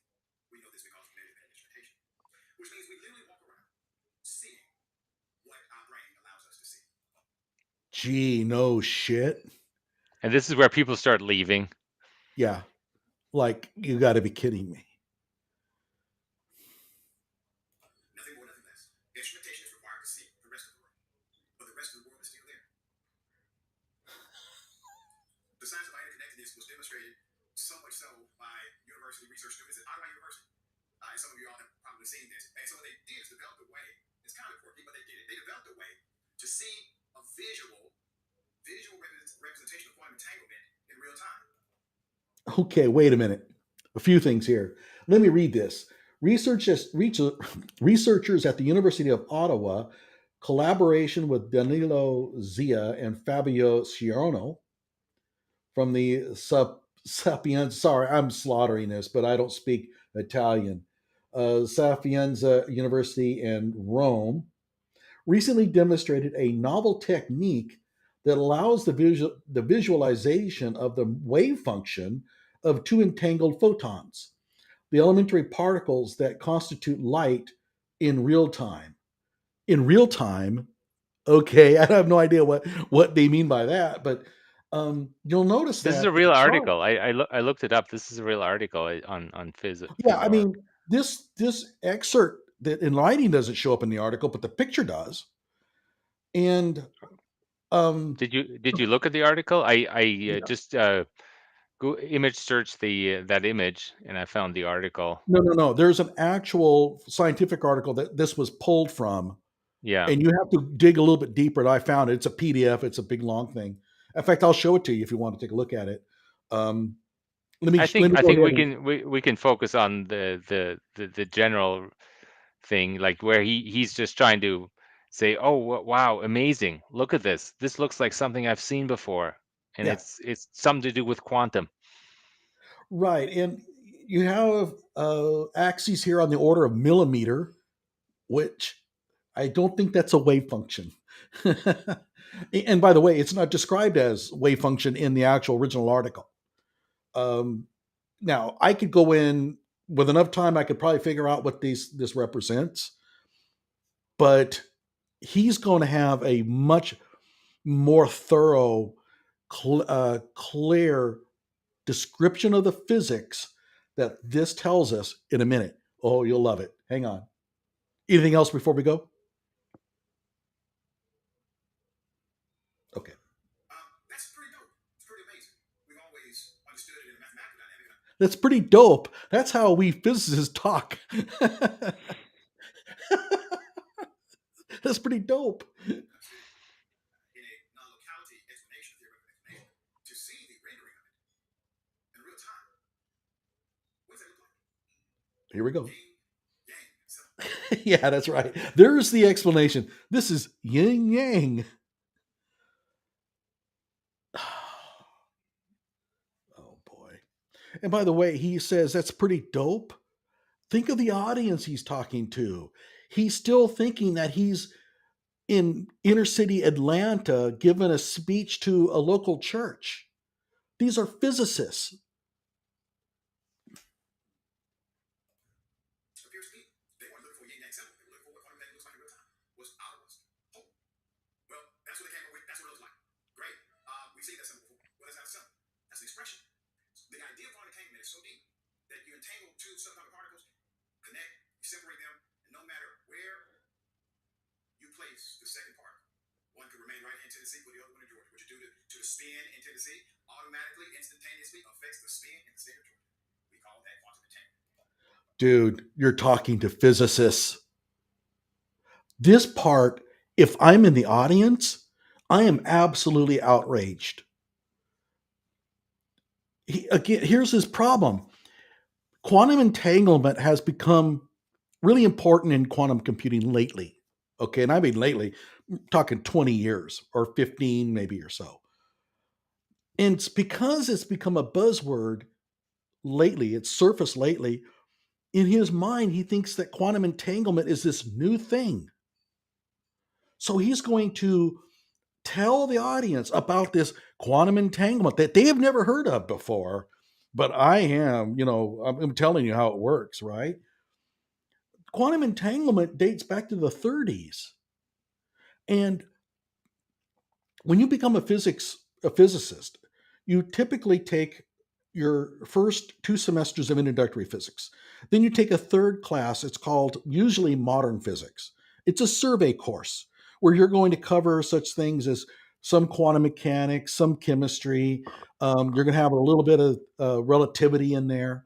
It's a survey course, so you don't go very deep. It's just designed to give you a broad understanding of all these various modern physics theories, because the first 2 semesters, which is what we would call introductory physics, is really just pre-engineering. It's all classical physics. It's not really physics in that sense. So Yep. modern physics is your first sort of introduction to these topics. A student, and this is freshman level, a student who's completed that survey course knows quantum entanglement. That's right. Like these scientists in that audience, they know quantum entanglement exists, and he's presenting it like this is the new thing. And they know it exists. So what about it? What's the new revelation? What are the details of it? He's presenting none of that. Yeah, and he's describing quantum. He's lecturing, mansplaining the quantum. I should say, physics-plaining quantum entanglement to professors who know this pretty well. And this is part where I say that there is a racist side to this dude, because he's talking to this audience of almost all Black scientists. And he can't envision that they are sophisticated enough to know this already. Yeah. If he Well, got up I and don't get involved in his politics, but he's I mean, if you look at his indisputable, right, on the Young Turks channel, I think the reason he's picking a political side is because then you side with him. If you're in that range of political opinions, then you defend him regardless of what he's saying. And so he's taking advantage of this identitarian movements, the polarization of politics, to kind of carve a niche for him of relevancy. oh, by the way, we have an update on LinkedIn. He's claiming he's Lord Rashad. No, I don't see that. I don't know where's Is that I real? No, I just looked at this. Wait, did he? Okay. Yeah, I'm Well, not I'll sure. pass on this one right now, but because I did joke, I think it was with you that he hasn't discovered how. No, I think it was with somebody else. He hasn't discovered yet how to basically buy like stars named after him, things like that. All those scams. Um, I was surprised he hasn't been doing that. So, but yeah, this really, and by the way, this also shows that he doesn't have a physics background, because if he did, he would know that quantum entanglement is like talked about and discussed in undergraduate physics all the time. But he's now going to describe quantum entanglement, and he's really going to blow his cover here in a moment. What theories Wow, what a revelation. Good God. are present here? Well, outside of theories, we have reality. That somehow space and time does not truly separate. What the hell does that even mean? Okay. This work, quantum entanglement still happens even if you take one particle that's entangled here on Earth with the other one in space, same exact result. Immediate, instantaneous connection. You do something to the one on Earth, it immediately impacts the one in space. This is a fact, not a theory. You just don't understand how it works. It's not a fact. In fact, it's wrong, Rashad. That's wrong. Hang on. We've calculated that if you travel at the speed of light, it should take 1.3 seconds to get to the moon. It takes a quantum entangled particle zero to impact the other. Okay, at this point, the audience should just get up and walk out. That's simply incorrect. Quantum information travel is still governed by special relativity. And he doesn't understand that because he thinks of special relativity as impacting like particles. We don't know exactly what the carrier is for changing the probability amplitude of one system to another. But whatever the case, it is governed by special relativity. It does not travel at instantaneously. Nobody in that audience is buying this. And it's unfathomable that a physicist would make this mistake. This is like writing down Newton's second law wrong.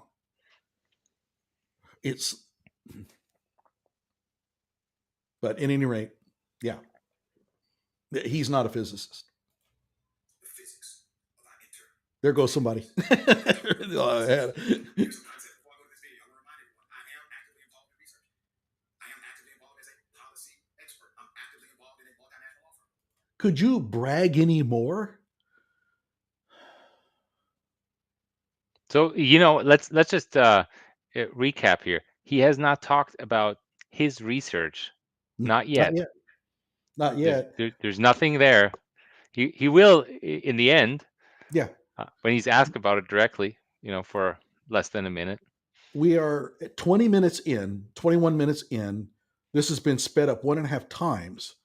So we're looking at 30, but then the introduction. So he's probably gone on for about 25 minutes at least without even mentioning the research that he's doing.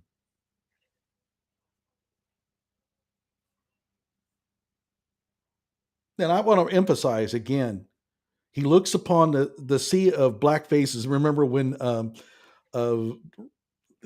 Nancy Reagan said that? The sea of black shiny faces kind of thing. And she was ridiculed for that, and I think rightfully so. He looks upon his audience, and he just doesn't see physicists there. He can't imagine that these are professionals. These people have PhDs, a lot of them. They're graduate students, know a lot. These are talented professionals, and you're talking to them like you're trying to keep them out of a gang. And how do we enhance our cognition, our ability to analyze, to think through, to provide remedy, maybe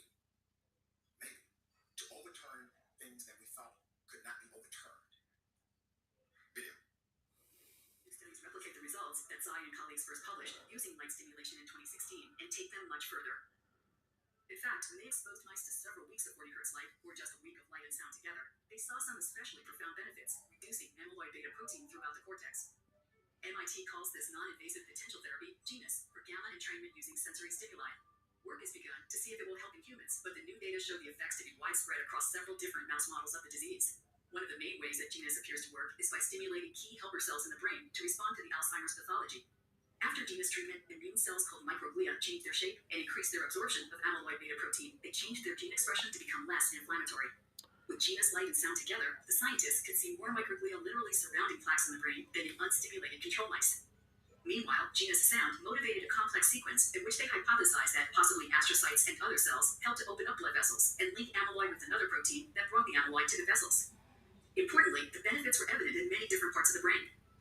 In the new studies with longer-term light or with sound, it also propagated to the hippocampus, a key region for learning and memory. With longer-term light or with light and sound together, the beneficial effects also occurred in the prefrontal cortex, where we do our highest level of reasoning. Longer-term light, an hour a day for 3 to 6 weeks instead of for just 1 week, reduced the rate of neuron loss and slowed the expansion of ventricles or open spaces in the brain. It also significantly changed gene expression of neurons and microglia, possibly. Read stop there. Those are researchers at MIT. Yeah, the researchers at MIT know what they're talking about, and they put together this video for which you have not prepped your audience whatsoever. It just comes out of the blue. And by the way, I'm kind of wondering if he got entrainment confused with entanglement, because I see nothing in this research that has anything to do with quantum entanglement. Well, I think we looked at that stuff, right? We looked at some articles that actually disprove what he's that research. They say, well, hey, this thing didn't really work, later on. Plus, also, my question is, if those MIT researchers found out what is going on, then what is his invention? What is his contribution? What Well, he he's getting to it. he has a patent. What for? Somebody already invented it. Yeah, not only that, but why are you showing MIT's work? Why are you not showing your audio, the videos and stuff you made on your side? Okay. I should also make a mention. He's going to talk about, doing medical case studies and, efficacy studies. That is extremely expensive. You're talking millions of dollars, and you're talking about major facilities. Where is that coming from? Well, I mean, we are criticizing him that he's not presenting his own research. Well, it's a keynote speech. You could say he's just summarizing something. Maybe he's, but he's not talking about his own research. So we still don't know what he does. Even if it might be, reasonable not to present his own research in a keynote speech. But it seems like he's bragging about, his, what he knows. MIT recently published a summary of the work that I do, but they do it much different. We call parallel. They do it correctly. they published a summary of your work, but they do it differently. Okay. Where light, sound frequency, light frequency, and some vibrational dynamics are utilized in order to promote brain health. And what they have found is that inside of their mice models, what we used to call lab rats, inside of them, those that have dementia, they were able to reverse symptoms, cognitive symptoms of Alzheimer's, which there's no known cure for. It's the 5th leading cause of death for individuals over 65. And something else happened in these mice. Their p-tau reversed. The p-tau started to normalize. P-tau is your biological marker, is your Alzheimer's protein data. When they test, they can conclude we have an official diagnosis. We've never seen it reverse in a human, but we've seen it now reverse in a mouse. Remember, the physics of interconnectedness. Let's go back one. I'm still not seeing the connection of physics interconnectedness here. He just Oh, yeah. blurts it out. He's like, remember, physics connectedness.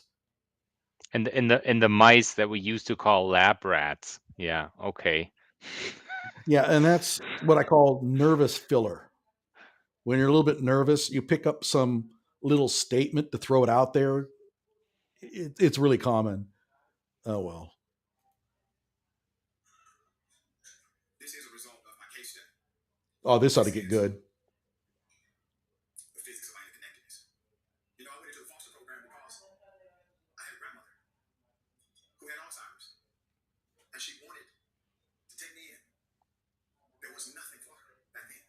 There was no therapeutic anything. You just let people go. They're there. Okay, enough about your. So he's trying to make that connection.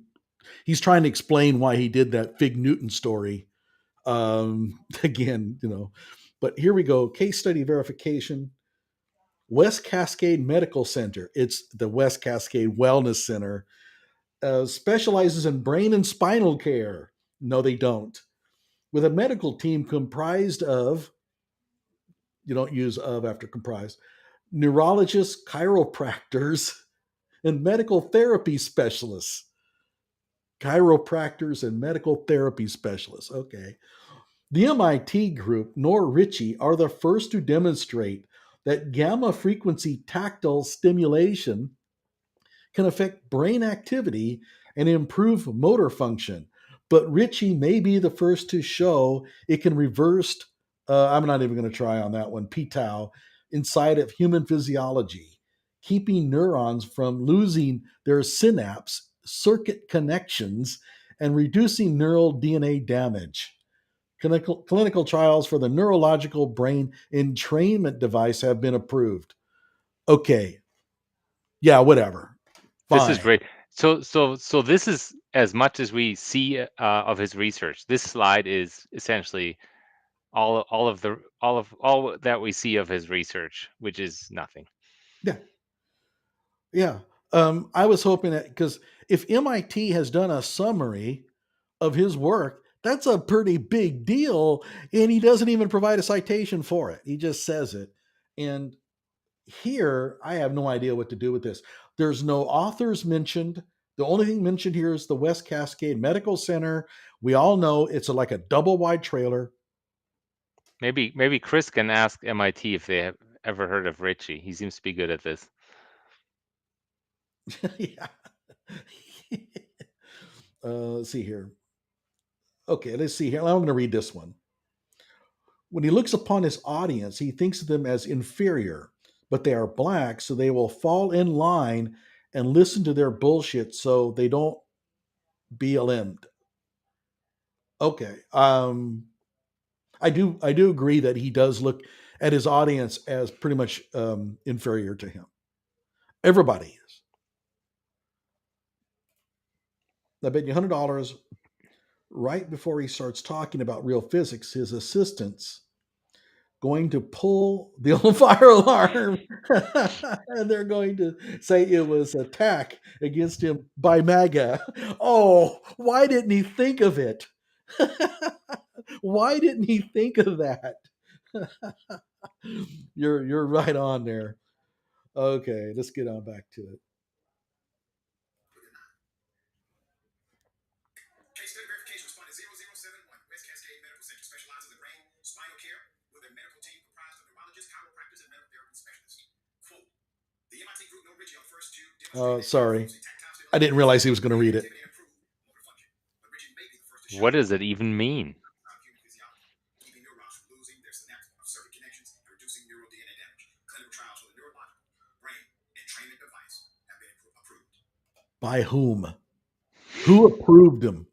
Richey did. Okay. By the way, stop me whenever you want. I sometimes get ahead of myself. No, look, respondent 0071. Like from what? Like what is the context here? Yeah. Yeah, and the thing is, he doesn't want to provide enough. You know what it reminds me of? When you fake a crime, but you don't want to give the police a very good sketch because you really don't want them hunting down a real person. So you come up with this sort of like, well, yeah, I mean, he had two eyes and he had a nose, and this is kind of what we're getting here. If I did not experience being in a foster home, if I had not experienced having a grandmother that could not save me because she had Alzheimer's, I may not be the man leading research into overturning this deadly disease.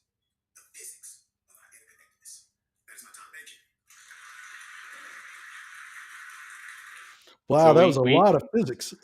yeah, like we hear nothing about his own research except that, his motivation for his research and what other people have done. And that one slide where people seem to have confirmed that he's actually doing research, but and then at the end he concludes with, and that's why I did my research, And he's out of there. right? Yeah. Uh, And by the way, we're not done because he's going to field questions from the audience. this is good. This is good. Oh, Yeah. okay. Hang on. Here we go.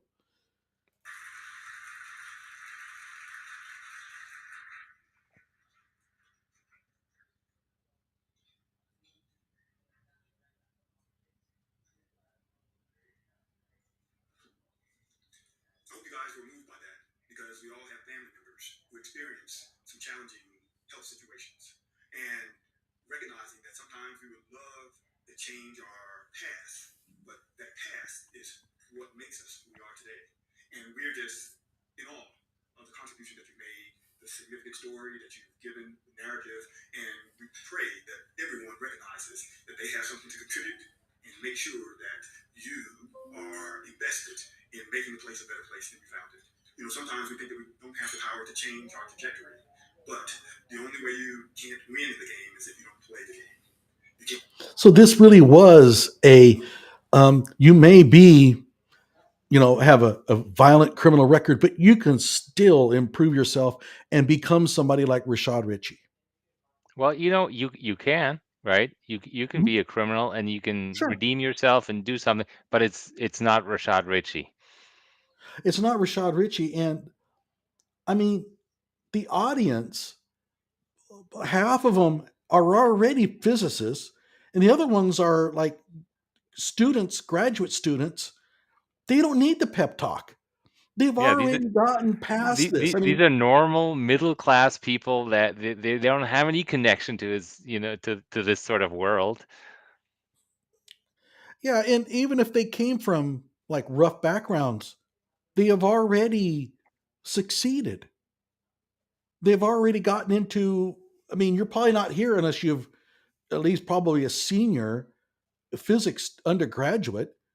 They've already overcome the challenge. I mean, there's obviously challenges ahead, but the challenge of getting past their past, they've already accomplished that. They've done great things, and they're on their way to greatness. They don't need this. I mean, it And if just they do, I mean, there's a real question about this organization, right? The whatever Association of Black Physicists. I mean, they're allowing this talk. They're praising him. Then they're not checking his actual background. Then they're putting this online, to I don't know, embellish their credentials with this great man who's, Emmy nominee or whatever. I mean, what is their aim? I mean, they clearly know this guy is not real. I mean, these are intelligent people in that Society of Black Physicists. They know well, this guy isn't real. keep in mind though, I emailed the one of them. I don't know which one I emailed because I've gotten confused. But Hakeem. yeah, Hakeem, and he was surprised. He was like, "Wow, that's rather interesting." And I didn't get an email back saying, "Yeah, we kind of understood, but you know, we look at him as a celebrity more than a physicist." And so and by the way, it's not uncommon to have a celebrity at a luncheon. Like we had Goldie Hawn once at a physics, not a physics, sorry, an engineering conference. But Hmm. everybody knew it's just Goldie Hawn. She's a celebrity. She's not going to be up there to try to pretend she's an engineer. She might, I don't recall what she even said, but Yeah. that's okay as long as I everybody mean, understands. yeah, let's just recap. I mean, he's a physics professor. He's done all this amazing research, and in the process has essentially, found the cure for Alzheimer's. But then again, of course, he's also, he's got a JD, a master's in law, and he's almost a lawyer. Mhm. And what else? What are his other qualifications? I Well, forget he's now. got his Oh yeah, a PhDs in philosophy and neuroscientist. Yeah. Oh yeah, and neuroscience. and neuroscientists. I mean, oh yeah. Okay, let's go ahead and move on here. Can't win if you don't play. And everyone, whether you succeed at the game that you started with, there's always value in running this race. Whether you get there before me or after me, we run this race together because there's only one planet, one rocket. And if we're going to survive this together, we do it together as a group. So Okay, yeah, that was a whole bunch of mumbo jumbo, but I don't know if he's a little embarrassed and he's just having a hard time coming up with something to say here, or I have no idea. Well, he's the MC, so he's just gonna make the best of it and Yeah. move along, right?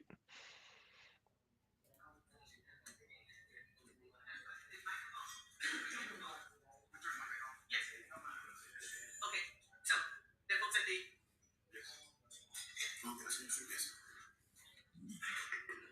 Now, at this point, he's got to be nervous. This is an audience of physicists, and he's smoked them around a lot.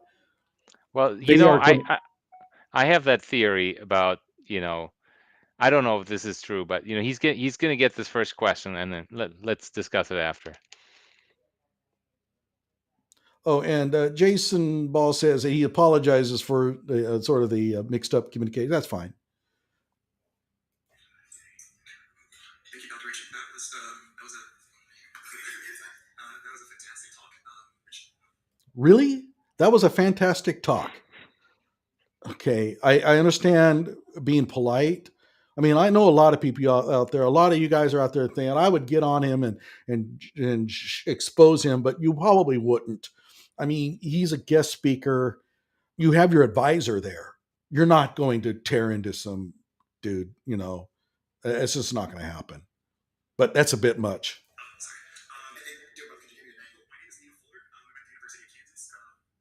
We emailed this guy. Yeah, We So actually we looked him up. You emailed him. He didn't reply. So no. this is my theory. Nothing substantiated. I have no basis for this, but other than my speculation, did Rashad pay this guy? Because he says, "Oh, I'm in awe." In awe, right? You're in awe. You're like, this guy's an actual physicist, right? Unlike Rashad, and he's in awe of that, mumbo jumbo. I don't Yeah, know. and It just doesn't, there's some doubt. There's some doubt about if you go and look how at his authentic book, that is. if you go look at his book, you'll see the comments, and they all end with something like "Great job, Rashad! Amazing work, Rashad!" People don't normally write that when they're writing a review of your book.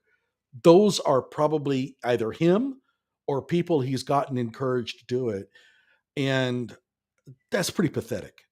Yeah, And by the way, but he somehow got this guy to say that he's in awe of him. yeah. I mean, whether that is his buddy's cousin or who knows what, right? We don't know what the connection is, or how he managed to fool this guy. Currently studying two-dimensional materials, employing ultrafast techniques and all that good stuff. When I got into physics, I ultimately did so because of my love for quantum mechanics, and so it sort of touched me and I ran with it. As a result of it, I've noticed a number of things that I've sort of come to love, such as, for example, certain medical research, such as, for example, memory, aging. I noticed in you in particular. Wait, you got into quantum mechanics, and that led you into aging? What? Yeah. Well, the guy's a real, Yeah, I know that, physics but I mean, graduate student, so it's just, I don't know, some doesn't make sense. yeah, okay, yeah, I know. I mean, it doesn't. Yeah, it doesn't jive, but okay. Pivoted from a number of things, and I wanted to say it's wonderful because it means, like, I'm sorry, I'm just, but how exactly did you make such a pivot? What beyond your grandma and a number of things made you decide, okay, I want to go this particular route after all of your experiences? That's a great question. Can you all hear me okay? And if you can stop it. Yeah. So, this is question like, oh, why are you so awesome? Mhm. That doesn't, nobody asks that kind of question. Yeah, how did you manage to make this big leap from having your mother, Yeah. having Alzheimer's, and to being such a great physicist? Um, I mean, obviously, Rashad is he's gonna knock this one home, man. This is the softball of all softballs. One, I want you to know that you are much more than you probably have been told.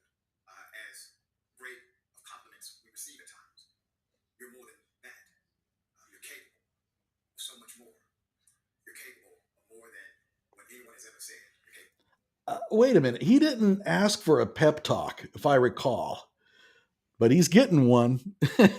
You know, you're better than you think. Okay. But keep in mind, I've heard this speech from him before. He pulls this thing out all the time. I want you to start with that premise. The second thing, I reverse engineer for problems rather than starting with trying to bring solution. So I look at effect first. Many people look at cause. So I look at effect, for example, I look at effect of, well, how did I get into this position when I was a kid? Well, it had a few variables. There was a policy effect. There was a Alzheimer's effect.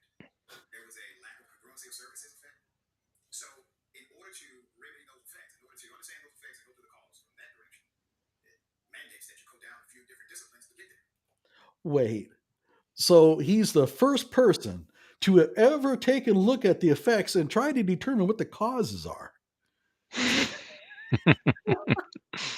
I mean, okay, you could So, go from cause to effect, which case you're predicting.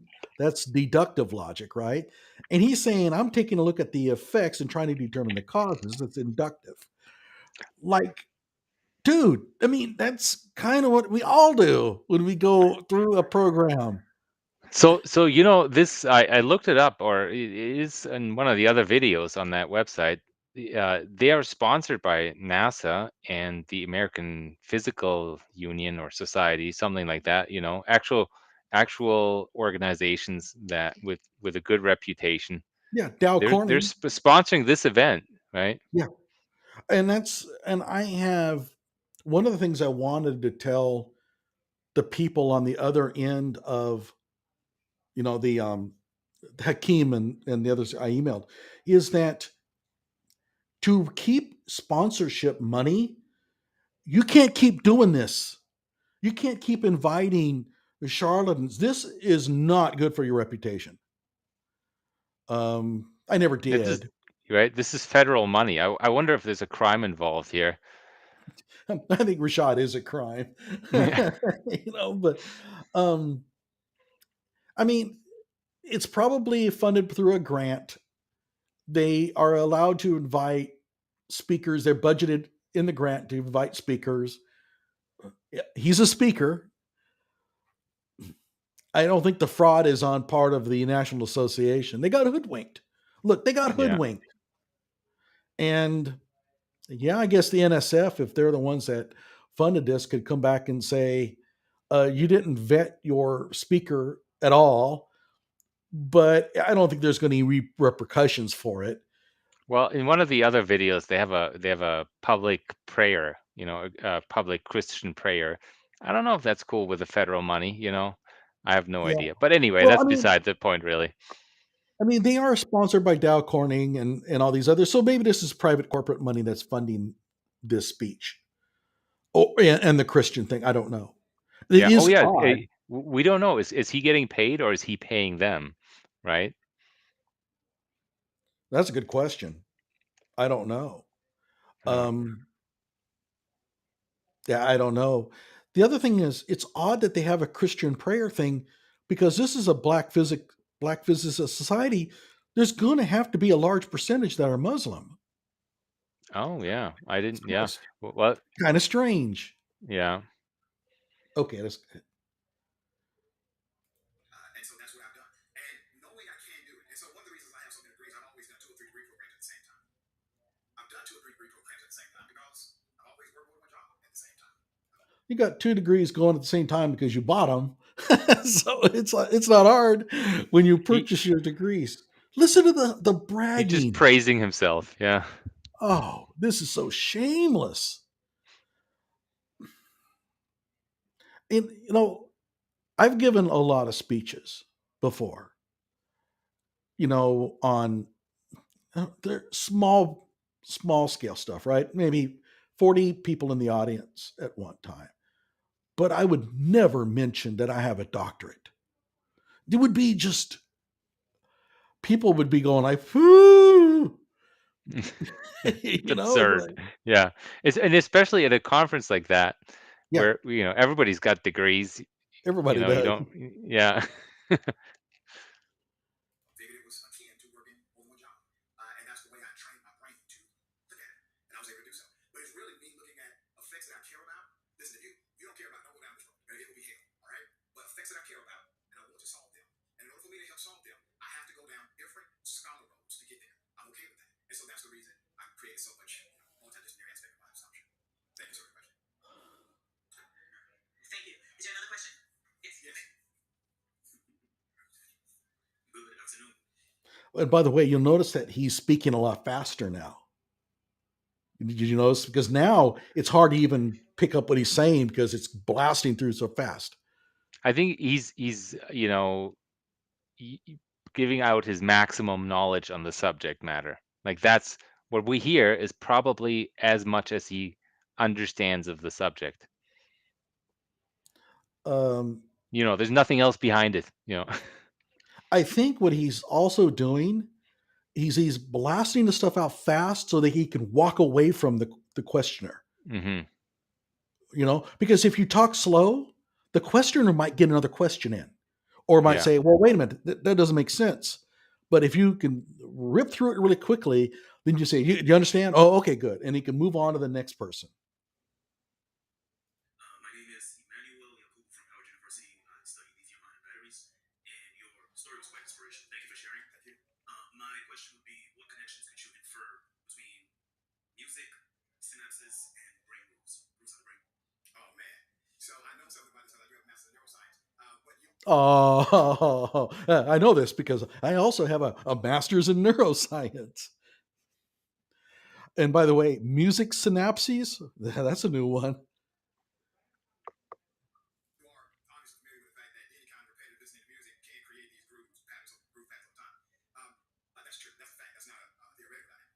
I just believe the plasticity of the brain is more than physical dimensions of it. I think the brain has a few ways it can repair itself. We pay a lot of attention to the physical dynamic of the brain.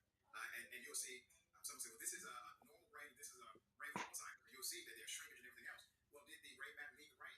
No. The lack of neural activity, the lack of the neurons being able to have synapses and electrical current. When it stops operating, there's a shrinkage, right? So if you can stop that, if you can stop the neurons from cutting off, you don't get the shrinkage.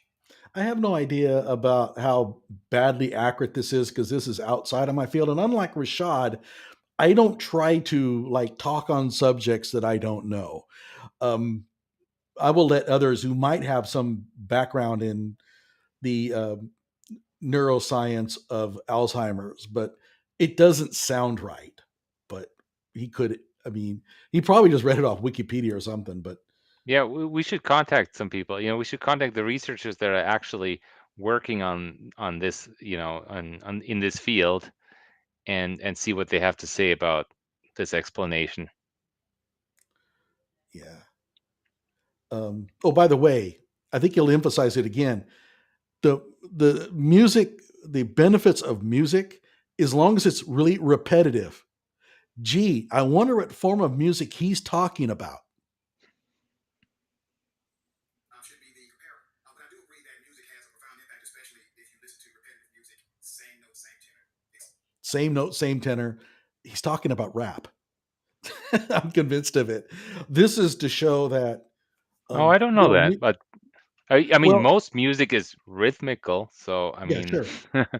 But he's talking about music already, and he's saying, especially if this music is repetitive, and and I think he's trying to show that that rap is actually really good, and that classical stuff with all of that various complexities of that's crap. I don't know. I think he would come right out if he right out with it if Oh, I that's don't what he think he thought. would. Yeah. I No, you think he's don't. smart enough to realize that probably would not fly. I mean, let's go back a little bit. Let's play it again. This is a brain with Alzheimer's, and you'll see that there's shrinkage and everything else. Well, did the brain map leave the brain? No. The lack of neural activity, the lack of the neurons being able to have synapses and electrical current. When it stops operating, there's a shrinkage, right? So if you can stop that, if you can stop the neurons from cutting off, you don't get the shrinkage. Should be the comparator. But I do agree that music has a profound impact, especially if you listen to repetitive music, same note, same tenor, etc. Are you all studying frequencies with music as well? I think he's talking about rap. I think he's trying to put that. Keep in mind, remember those science experiments you used to do where you would play different music to different plants, and of course, well, the plant that listened to my favorite music always seemed to grow better. The middle school science thing. I think he's Yeah, kind of doing the same thing here. I don't know, but in any way, I mean, none of this makes sense. No, What you know, and there's no music synapse. I have no idea what that is. yeah, and how's that? Yeah, how's that related anyway to the MIT stuff? Really, if I put my headphones on and I listen to, I don't know, drum and bass or dubstep or something, I'm not going to get Alzheimer's. Well, the thing is, I mean, previously we talked about light, right? Mhm. Electromagnetic, and now it's about sound. So I don't Right. know which is it, An right? inherently classical system that has no connection to quantum mechanics whatsoever. Okay. Yeah. So I don't think he really knows. I mean, what is his research about? What do you think? Is it about light or sound or both?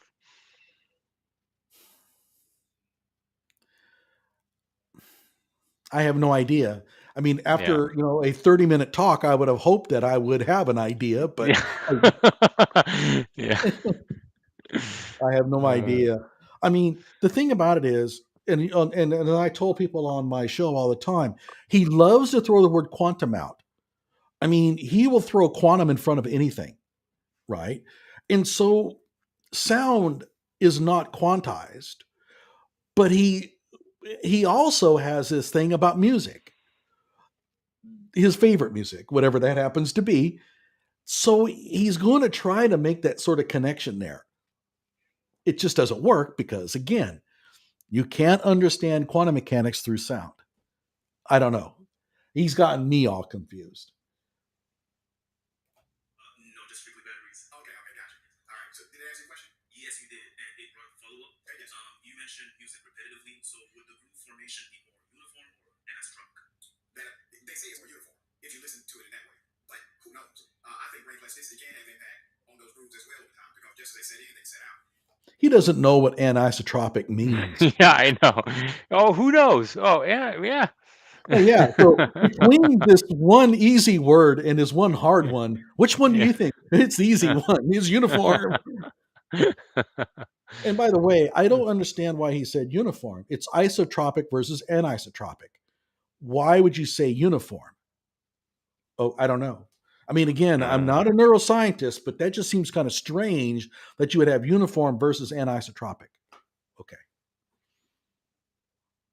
But we have so much knowledge about the human brain that we still don't know.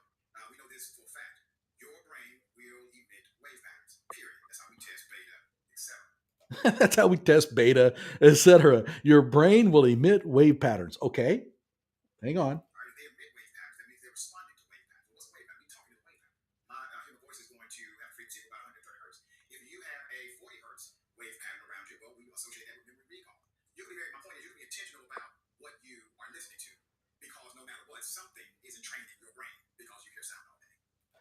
Okay. So brain waves are electromagnetic signals. Talking is audio, right? Yeah, that's where it gets confusing because there is research on light exposure and it mentions hertz, and that Mhm. hertz is related to the frequency of the flickering of the light, Sure. and I think he's confusing that with the frequency of of sound. Right. He doesn't understand the vast difference between sound acoustics and electromagnetic radiation. He might just think that sound is a type of electromagnetic radiation. He might. He might You actually be know, thinking that. then it makes sense that for him to mention it like that. And that also makes sense of that 1% of the spectrum we can experience. So he's throwing sound in there as well. I don't know. Do you think he's that dumb? I don't know. He might Yeah. have just read something that he thinks now he understands, but he doesn't. Let's see here. I'll post this one up here. Having a shill is the only way he could survive a Q&A. He must have prepared that part well in advance. I will say this. If he didn't have shells, then he's got real balls for going to a physics conference and fielding questions. Obviously, the questions that he's getting are not going to go after his misunderstandings. These are softball stuff about his life and all that kind of stuff. I mean, you could almost predict that he wrote these questions for them. I'm not saying he did. I'm just saying it's the way they are phrased. It's almost like that. Okay. Thank you so much. Thank you. Firstly, so much for your talk, Dr. Richey. Thank you. Coming from a similar background, my name is Shaheem Dillon from Alabama, and I'm currently an undergrad, and my progress in physics has been pretty fair. I'm enjoying it. My question is, sir, I see you mentioned the chip, like towards the end of that last slide. When do you think like people in that situation can be healed from it? Like, because I see that you went through this in terms of helping with physics. So when do you think the application of helping will come into life? So let me make sure I know the question. Now, when you say chip, are you talking about say microwaves? Like how exactly what you're saying?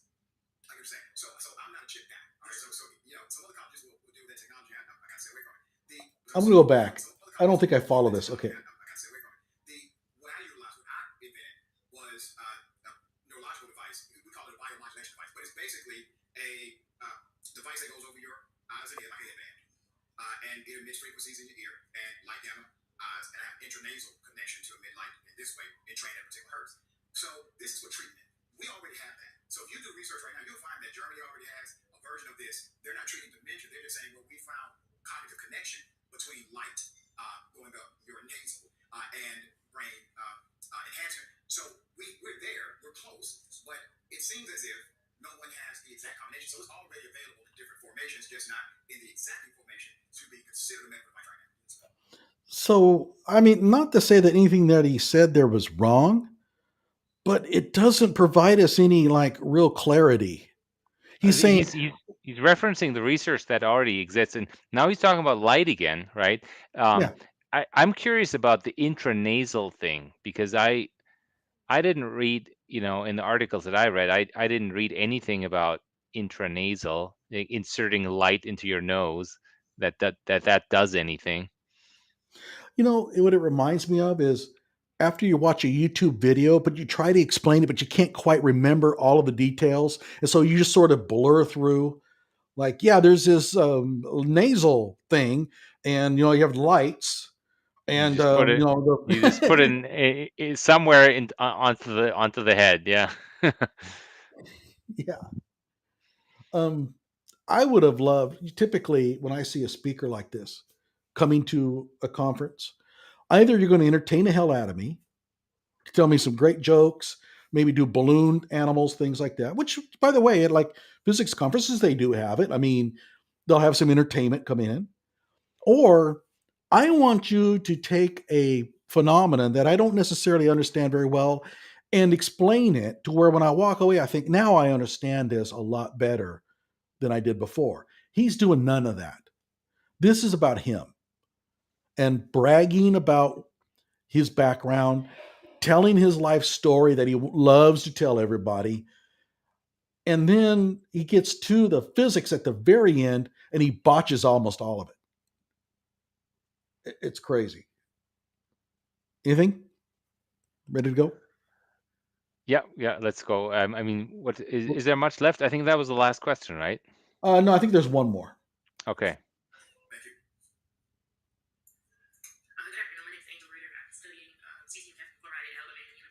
I think there's two more. This is the second to last. Actually, we have a question about your study. So, with neurodivergent, how can this help with people who per se have autism or who are on that spectrum to assist them into bettering their lives? Because a lot of people, well, I can only speak for me. I have multiple children who have autism. So, how can that assist them into being more productive in society? That's a great question. The only answer I can provide is that what we are able to do is open up a field of possibility in research, where previously we were resisted in mainstream anything, physics, medicine, medical, whatever, to do something like this. At least now we can open it up and say, possibly, what if? So I encourage you to continue to read the literature and research because you are greatly empowered given your current situation. You have a tenacity that most would not in the research of that dynamic. Wait, he doesn't even know this person, or does he? Or does he? Yeah, that's right. But also, she's talking about autism, right? Yeah. And so that research with the the light with this light mask or whatever that actually does exist, not in his lab, that doesn't exist, but that does exist. It focuses on changing the proteins in the brain. So, and autism doesn't have anything to do with that. This is about Alzheimer's, and he's like, "Oh yeah, autism. Yeah, well, yeah, we got I didn't that even pick too. up on that. Yeah, you know, Wrong disease. yeah, we'll just heal everything." This again, you have the tenacity, you have the ability. He's back in the hood talking to at a church, But also, right? he's sidestepping the question because he Oh doesn't yeah. have an answer. Yeah, I will say, I will give him credit on one thing. He doesn't know how to answer, but he doesn't hem and haw, right? He just That's starts right. to Yeah, blurt out stuff. So he's really good at making shit up on the fly. he's accomplished in that. Yeah, very much so. Now, I think it's probably a collection of stuff that he says a lot, but you know, but I will say for a guy who doesn't know what the hell he's talking about, he's doing a pretty good job of disguising it to the uneducated, Yeah, look, right? he has a house. He makes a living out of this, Mhm. or out of who knows what. Of presenting himself, not doing any research or doing any work that's valuable, just out of presenting himself. And that's another thing that we should emphasize is he's claiming to be doing this neuroscience research. I'm sorry, but the people who do this work, they pour in maximum hours every week. This is not something you do on the side while you're rolling out magazine and going on the Young Turks and all that kind of stuff and getting other doctoral degrees. It is a full-time job that is going to consume more than 40 hours a week. They work hard. And it's kind of insulting to say that, well, I got all these degrees. I'm also the president of this. I'm a professor and I'm the director of education at this. I do all these things. And by the way, I'm And also doing this neuroscience stuff. yeah, he's directing his lab. Who works at his lab? Who are the employees? What That's are they another doing? thing is for a guy who's doing all of this experimental work, he doesn't mention any collaborators. No students, nothing. Nobody gets any credit for anything. It's That's only right. Ali Rashad. That scientific article, it stands out that in that he's the only author. Yeah, the only author, he's the only dude. And he mentions that he has an agreement to do clinical studies. He doesn't mention any of the professors that are going to be working with him. I'd be pissed off if that was true. Like, why didn't you mention me? I'm supposed to be doing these studies for you. So yeah, let's go He ahead and doesn't continue. have a lab. That's just what it is. Oh yeah, we all know that. He doesn't have a lab. He doesn't have anything. Like the field opens up the possibility. Even the medical center that's doing my clinical trial, the second thing they want to do is brain injury clinical trial because that's actually the specialty is brain injury. They're doing this clinical trial because I asked them to, and it was part of my case study in the doctoral program. Clinical trials at a double wide mobile. Yeah, and again, yet another field, brain injury. So brain injury, Alzheimer's, and autism, whatever it is, he can heal it. Yeah, that's right. But I do believe that this is a moment in time where these things are now no longer being concluded as you just have to live with it in this way. I'll give you two examples. Number one, you go right now online, there is no known cure to dementia. That's right, that is your medical line. There's no known cure to dementia. We were saying something very similar a few years ago in neuroscience. We were saying you can't grow new neurons. That's impossible. We said that decades. Well, guess what? That was wrong. We've never demonstrated neurons can't grow inside the human brain. We were just completely wrong about that. So thank you for the question. Seek the research. This opens it up for you, okay? Nothing. Thank you very much. I think we have time for one more question. Okay. One more question. Thank you, Dr. Scott. So I am Michelle Rachel Lally. I'm from Continuum. I'm actually asking this question on behalf of someone that I have met. This is a student who is interested in a very niche area, which is what you work in, so I think it's ideal to mention it. She's looking for something in neuroscience related with quantum. So when you were mentioning things like this particular device, the first thing I thought about was natural language processing, machine learning concepts, being able to train the data that comes out of this device. And she may have her own ideas. But it looks like the collaborators are in Canada and Rome, so I think Zia and CRN are in Rome, maybe there's some research in Ottawa. Are there any U.S. collaborators that she could have a realized connection with, such that she can maybe even contribute to the project or start working on the project in this way? Well, Okay, by the way, we forgot to mention one thing. All of these collaborators from Rome and all that she's mentioning, their articles, and I can show you guys the articles, Rashad Richey isn't mentioned anywhere. He's not cited. He's not an author. Nothing. I think you noticed it too. Yeah. Yeah. In fact, and I can show you, if you do a Google search on Rashad Richey entrainment, you find nothing. Nothing A shows up. man Yeah. who supposedly invented this new deal that blows away MIT's, right? It's better than MIT's. In fact, MIT was so enthralled with it, they even wrote a summary of his research. But when you do a Google search on Rashad Richey entrainment, you don't find anything. Yeah, like if you look back at his LinkedIn previously from last May, there's nothing on it. You know, all this stuff just starts popping up. You know, within a few months, all this research that would take years or even decades to accomplish, he just does it in a few months. Yeah. Anna Kasparian probably knows more physics. If she's gone to college, she probably has. I mean, and she's probably taken an introductory. Well, I don't know. She might have taken an introductory physics course at one point, which I don't think he ever did. It certainly doesn't show it. Which is interesting. First of all, the answer is hell yes. And secondly, let me make sure we connect personally when we finish. So all of my information can be provided, and I'll be accountable to that. Oh, absolutely, yes. Please. This is the physics of interconnected. Yes, we can connect to each other. Okay, absolutely. Okay, we're gonna allow just one more question, if you don't mind. Yes, one more question. Thank you so much. My name is TJ Coleman. I'm a PhD student at Top 6 Study. You're a curriculum codes for quantum computing. You're obviously a fantastic communicator. What advice do you have for us? You're also obviously a fantastic speaker. Is that what he said? Yeah, it just doesn't ring true. Like you wouldn't say that, you know, you wouldn't say that to somebody. Oh, you're just amazing. I love you, you know, like To become better speakers, what type of work should we be doing as we're training to get people to listen and learn from our experiences? That's a beautiful thing. One, anytime you, and I assume you have some hesitation with public speaking. I'm not terribly uncomfortable with it. Oh, right there you go.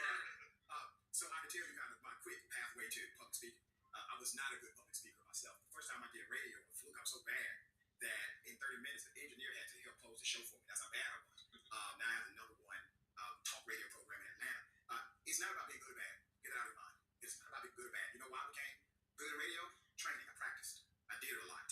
So train. Understand everything is a training process. So you cannot be a great speaker if you don't say yes to speaking engagements. You may make a mistake.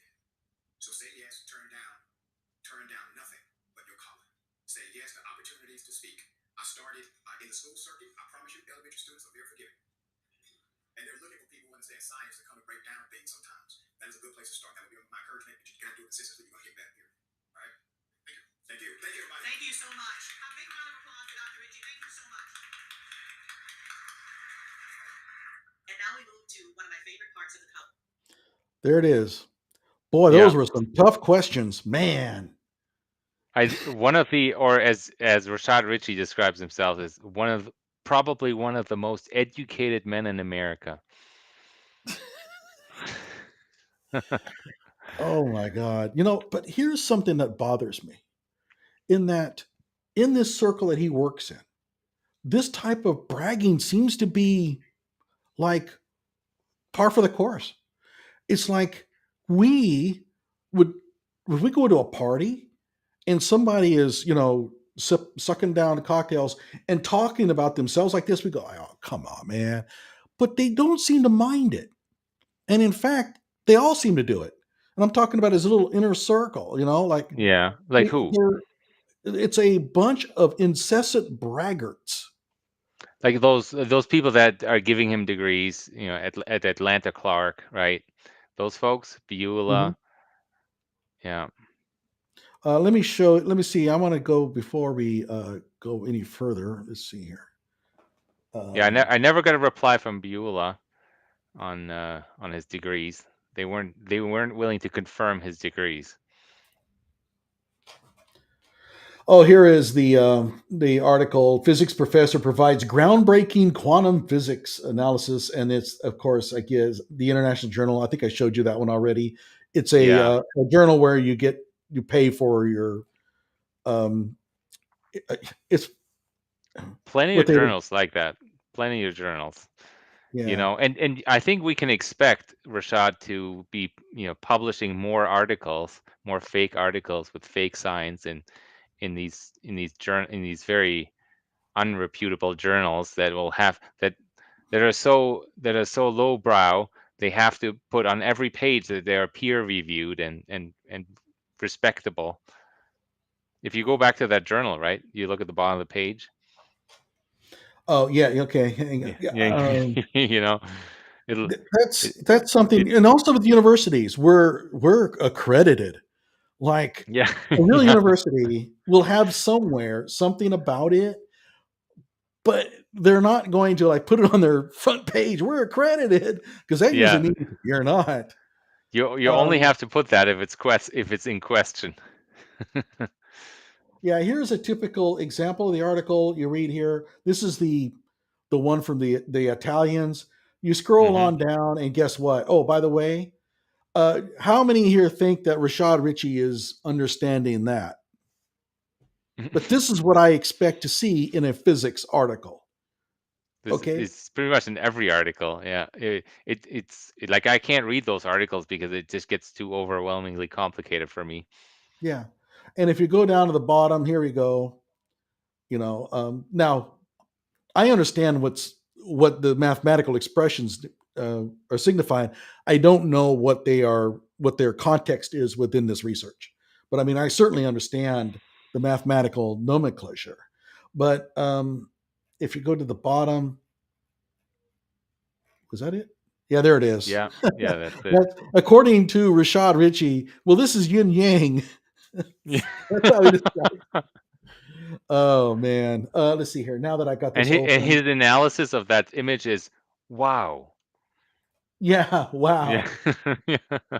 Okay, I'm just going to pass through the things that I've already opened just to make sure I don't forget to include something. Oh yeah, we could show it here.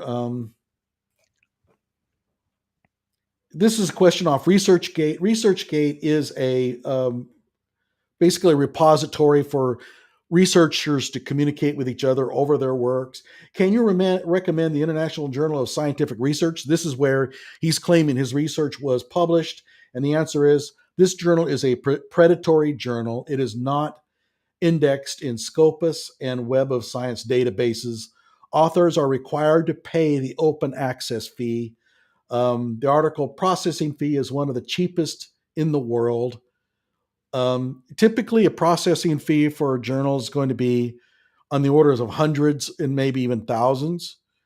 Yeah, Or I remember when I was trying to when I was looking into publishing, it was like $4,000 or $3,000 or $4,000. yeah, it says here it is not worth to submit your work in this journal. Okay, but that's the one that Rashad did. Let's see if there's anything else here. I don't want to miss. Yeah, I'm just looking forward to more of his articles in fake journals or lowbrow journals without any peer review. Yeah, here we go.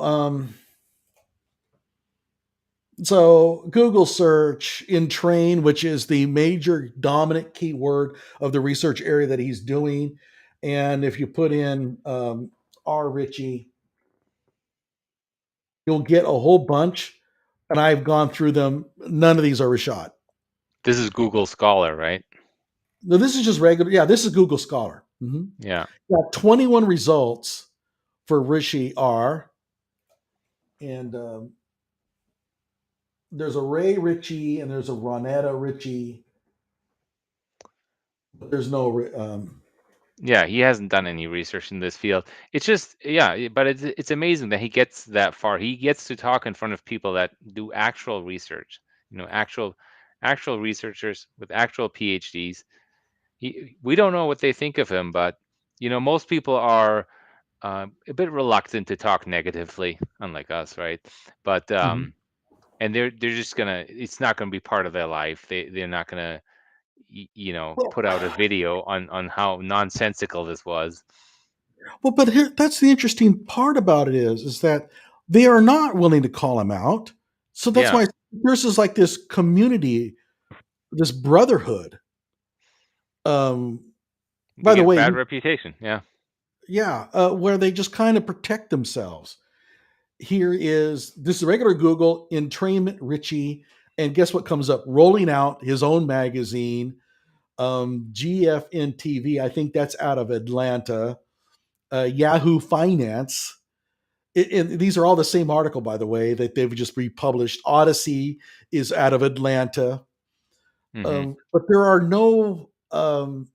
That's not There showing are, on the screen right now. what's that? Oh, I'm sorry. They look the same. Hmm. But if you cruise down here, you have entrainment Richie, and none of these are research articles. There's no research mention of him at all, other than like his LinkedIn page and Odyssey and all these. Hmm. I Let's wonder see how he here. makes his money, really. Do you think he has a stake in the Rolling Out magazine, and that's kind of his only income, and the rest is just sort of nonsense, or Well, he's the president, so I assume that. he's making Um, money off of that? Yeah.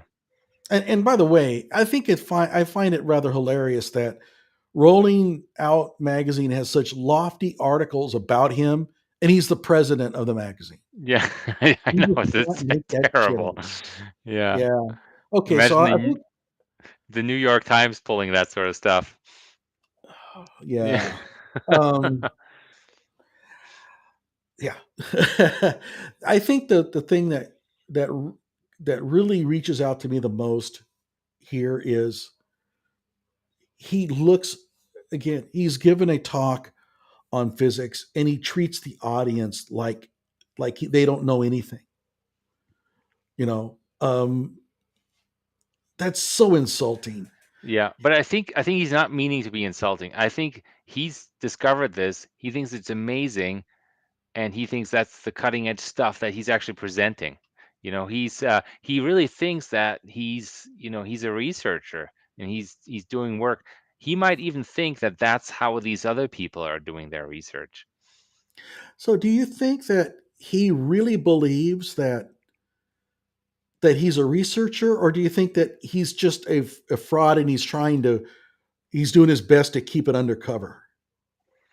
I don't know. I mean, he's got to be lying to himself to some larger degree to be able to keep up this sort of life and live with himself, because he's not depressed. That guy's not depressed. He's No. just he's not, he doesn't have any doubts about himself. Well, I don't know. and his compadre who claimed 26 PhDs, remember him? Hmm.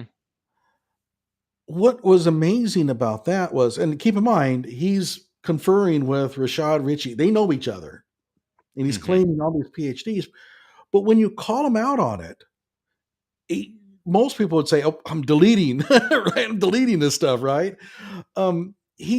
This dude defends it, Hmm. and you do get the impression that he's actually has fooled himself.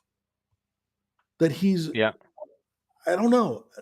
I will Well, say, I have, I've uncovered another case, a PhD faker, right? This guy's in Germany, and he was called out. There was even a newspaper article about him, and he just keeps going. He finds new people to associate with, and he keeps going. And I don't know how he makes his money, but Jan Saint Pierre, um, and yeah, he just keeps going. He doesn't admit anything. Never did anything wrong. He had a case for title fraud against him. He was convicted. Now he tells people he wasn't really convicted. That's just a lie. He's you know those are the type of people they're not going to admit fault, and that's It's Rashad Richey's not going to admit that he's done anything wrong or made up a degree. He's and I never will going say to have that a yeah. there's Go ahead. there is a Daryl Brooks kind of thing that kind of comes out of these people as well. I'm not You know, familiar with that guy. What's the Daryl Brooks is the guy who ran through the Waukesha parade and ran over all those people and killed 6 of them. oh And yeah, oh well, okay if you yeah watch his trial, you see the same kind of personality come out. Now, oh Daryl's a that violent guy oh I individual. think yeah that guy that represented himself in court, Yeah. was it? Yeah, okay, yeah. But keep in mind, throughout the Mm-hmm. time that he's representing himself, it would be plainly obvious to anybody that this, whatever it is, legal mumbo jumbo I bought into is not working here. Mm-hmm. But they have somehow fooled themselves into believing that this is going to work.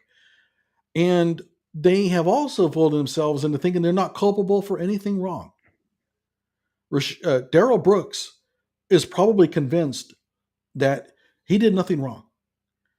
Yeah, did he I get convicted? I obviously got Oh convicted yeah, for he got representing himself. 1,080 years. Oh wow, yeah. But Just gonna I look see him the up. same kind of personality type.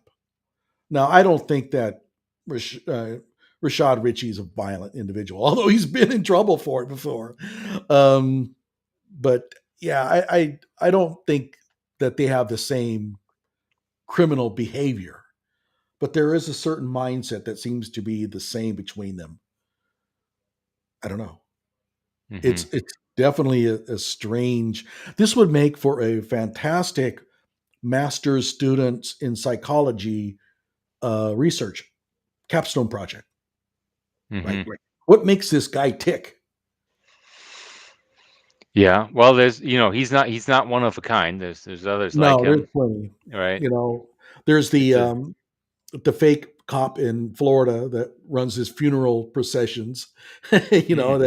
That that dude's way out there too. Oh But yeah, you see yeah. the same kind of personalities, right? And Yeah. That fake website though. I mean, that's a step that, uh foreign governments take to make themselves look good, or something like that. It's a pretty far step to have that fake news website, the Science News Watch, oh, right? the science, yeah. Yeah, that's he's going pretty far with that.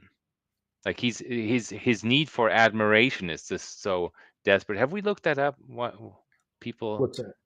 with a need for admiration, you know? What Well, is that some type of medical diagnosis or?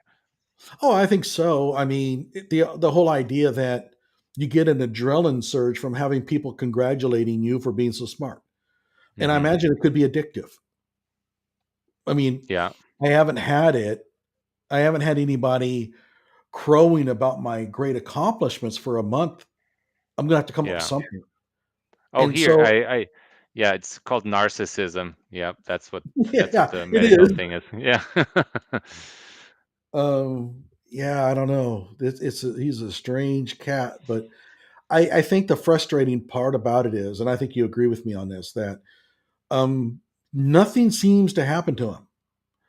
He hoodwinks people, lies to them, does all these things, and yet nobody seems to fire him. Nobody seems Well, to we do don't anything. know. We don't know. I Well, that's mean, true. because that stuff that goes in the background. That lady emailed me back, right, saying, "Hey, yeah, Mhm. he wasn't enrolled. He That's true. that Yeah. guy, right? He must have burned some bridges." Beulah, they never emailed back. They never confirmed or denied his degree. You know, they didn't make contact. Um, but some people, and there's stuff on his LinkedIn that's deleted now, right? If I look at this, um, back, Well, where was it? He was let me look it up here. He was an academic dean at the OcuPrep Medical Institute. oh, In I remember. I did a video on that. Yeah, so that's not listed anymore, is it? I think that that medical institute may have gone out of business because Okay. I think it was struggling financially. Mm-hmm. and they may not be Nat- around anymore. That was also, guess where? Atlanta. Yeah. Yeah, that was a real mess. And well, everything he touches is a mess.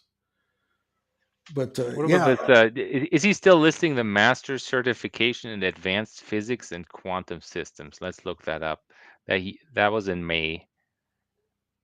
Credential with a credential ID master's oh, I certification. remember that credential. Yeah. Yeah, is that still on us? Let's see. I mean, you don't get credentials in that. It's Never heard of such a thing. yeah. It's made up. Is that still on there? Yeah, it is still on there. With a credential ID that doesn't exist. There's no such thing. Yeah. Yeah. Yeah. I mean, it's one thing to buy a diploma and fool yourself into thinking you've really done something, and quite another to just make something up. Yeah. Well, I mean, there's people that they'll buy a diploma for a specific purpose, and when they get called out, they tuck their tail between their legs and just try to get out of that, right? well, But but that's keep not in him. mind, these people who buy diplomas, they're buying at least for a purpose Yeah, to try to there's take their way into a usually certain specific job. purpose. Yeah. He's doing it for self gratification. That's the only reason why he could be doing this. I mean, he's got a screw loose. The guy is Definitely. nuts. Yeah. Yeah. And I mean, his childhood must not have been easy for him to turn out this way. Uh, and he's a human being, so you can feel sorry for him for whatever went wrong, but that doesn't really justify his actions. Who is he Well, harming? Let's analyze that.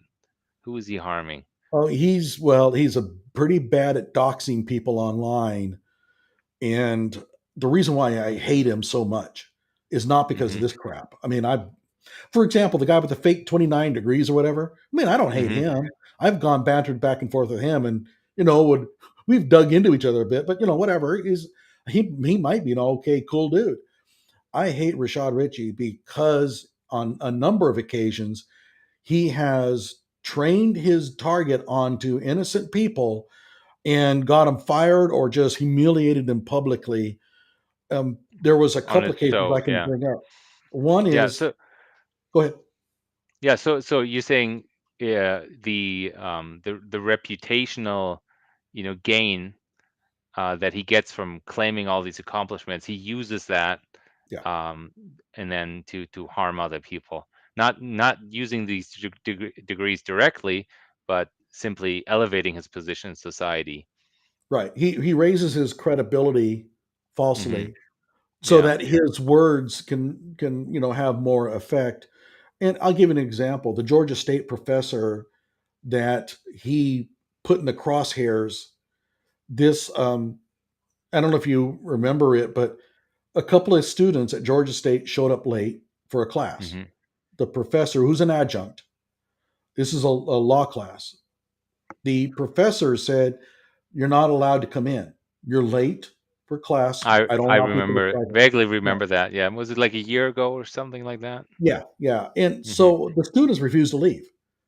And so this professor called the police. Now, the students were black. You know what the police are going to do when they get called out on a couple of black students. They're going to open fire on them, right? This is like a death sentence, an execution. Like, look, if I've taught, okay, I've taught a lot. And if I have a student who refuses to leave a class, I'm calling the police. I'm not going to take the person and throw them out bodily. I'd get sued for that. And I'm not going to allow that student to just sit there if I feel that that is a disruption. Calling the police was perfectly rational thing to do.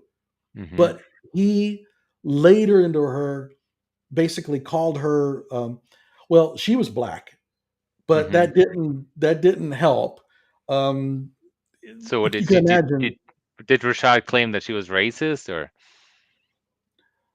basically claimed that this is the kind of professors that keep our race from being able to Hmm. progress. And Yeah. so this is an older black professor. They're part of the problem, I guess, is the way I would paraphrase it.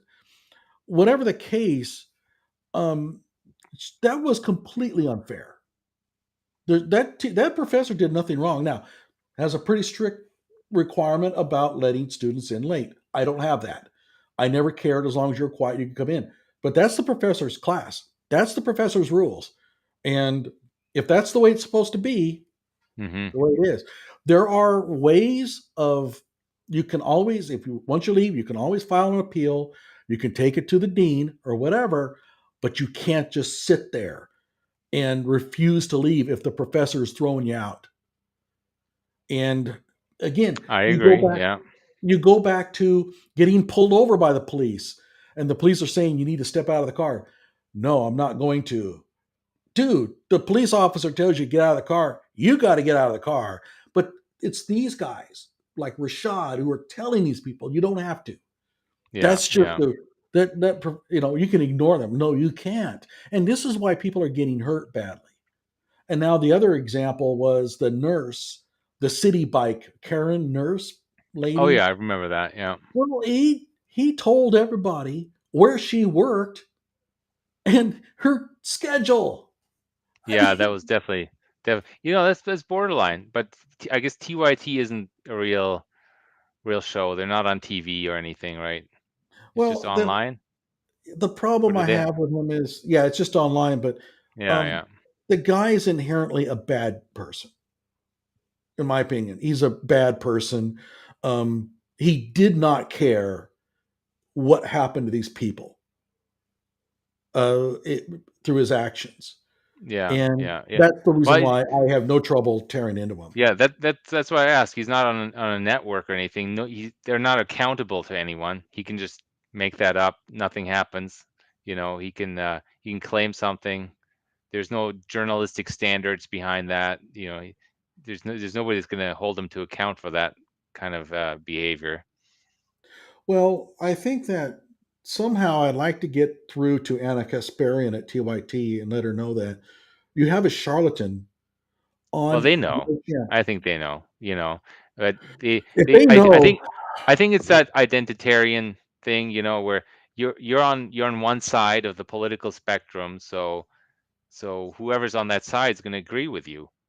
It doesn't really matter what else you're doing wrong. And I think that's what Rashad's hiding behind. He's not, he's um, not.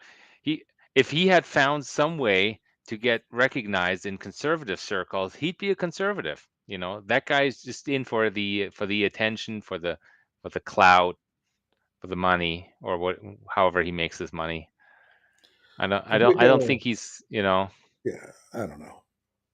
Yeah. Was he the guy who tried to dox Officer Scher? I'm not sure. Officer Scher was the guy who tried to apprehend a Congolese immigrant and was really struggling with him, and then pulled out his gun and shot him in the back of the head. Hmm. And he's going to be going up for trial at some point. I don't know if that was Rashad that doxed him. I don't recall Hmm. that, but it might. It sounds certainly like something Rashad would try to do. And by the way, we both know where he lives, but have we gone on told people no? Yeah. I don't want Yeah. people going there and messing with him.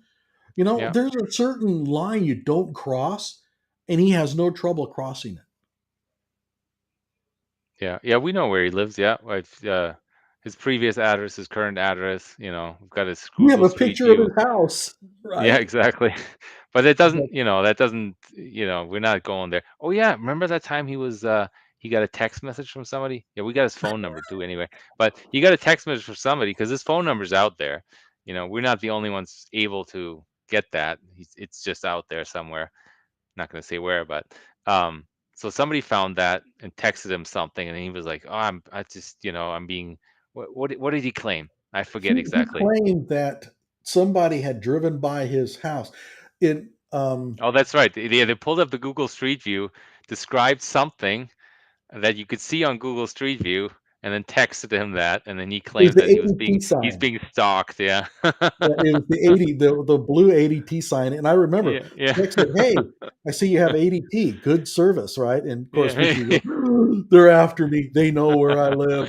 This is a real Yeah. threat." And I'm like, "Oh Yeah. God." But No, no. but here's Yeah. the point though. And he did not like it when they did that to him, but he has no trouble sending out his minions after the people he doesn't like. Yeah. So Yeah, I remember now. Yeah, he was there, his Mercedes in his driveway, right? It's just on there. They didn't follow him. It's just on Google Street View, and his address is just part of a advertising networks that just sell personal information.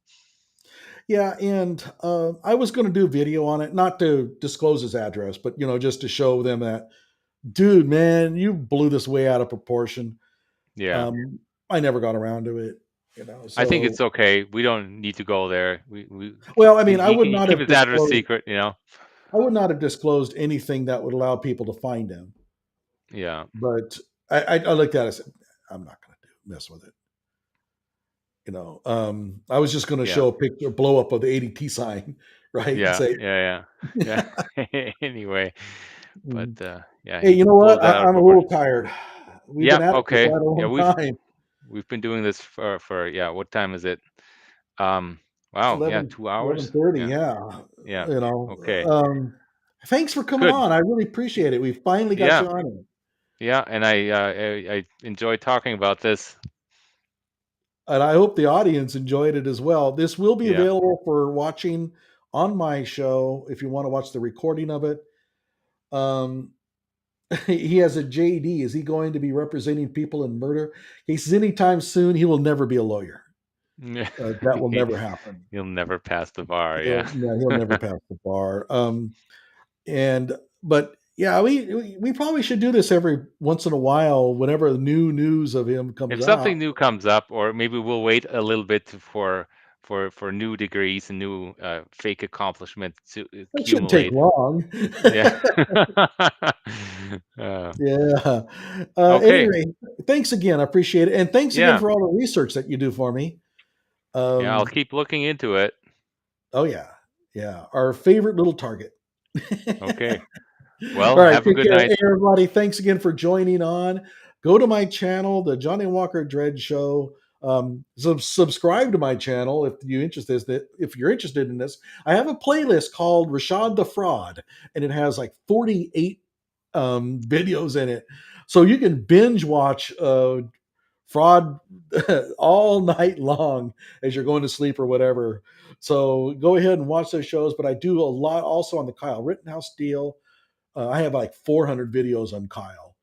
But subscribe to my channel and like this video. And I'm going to probably pull out little chunks, excerpts, and publish those as well. So take care, everybody.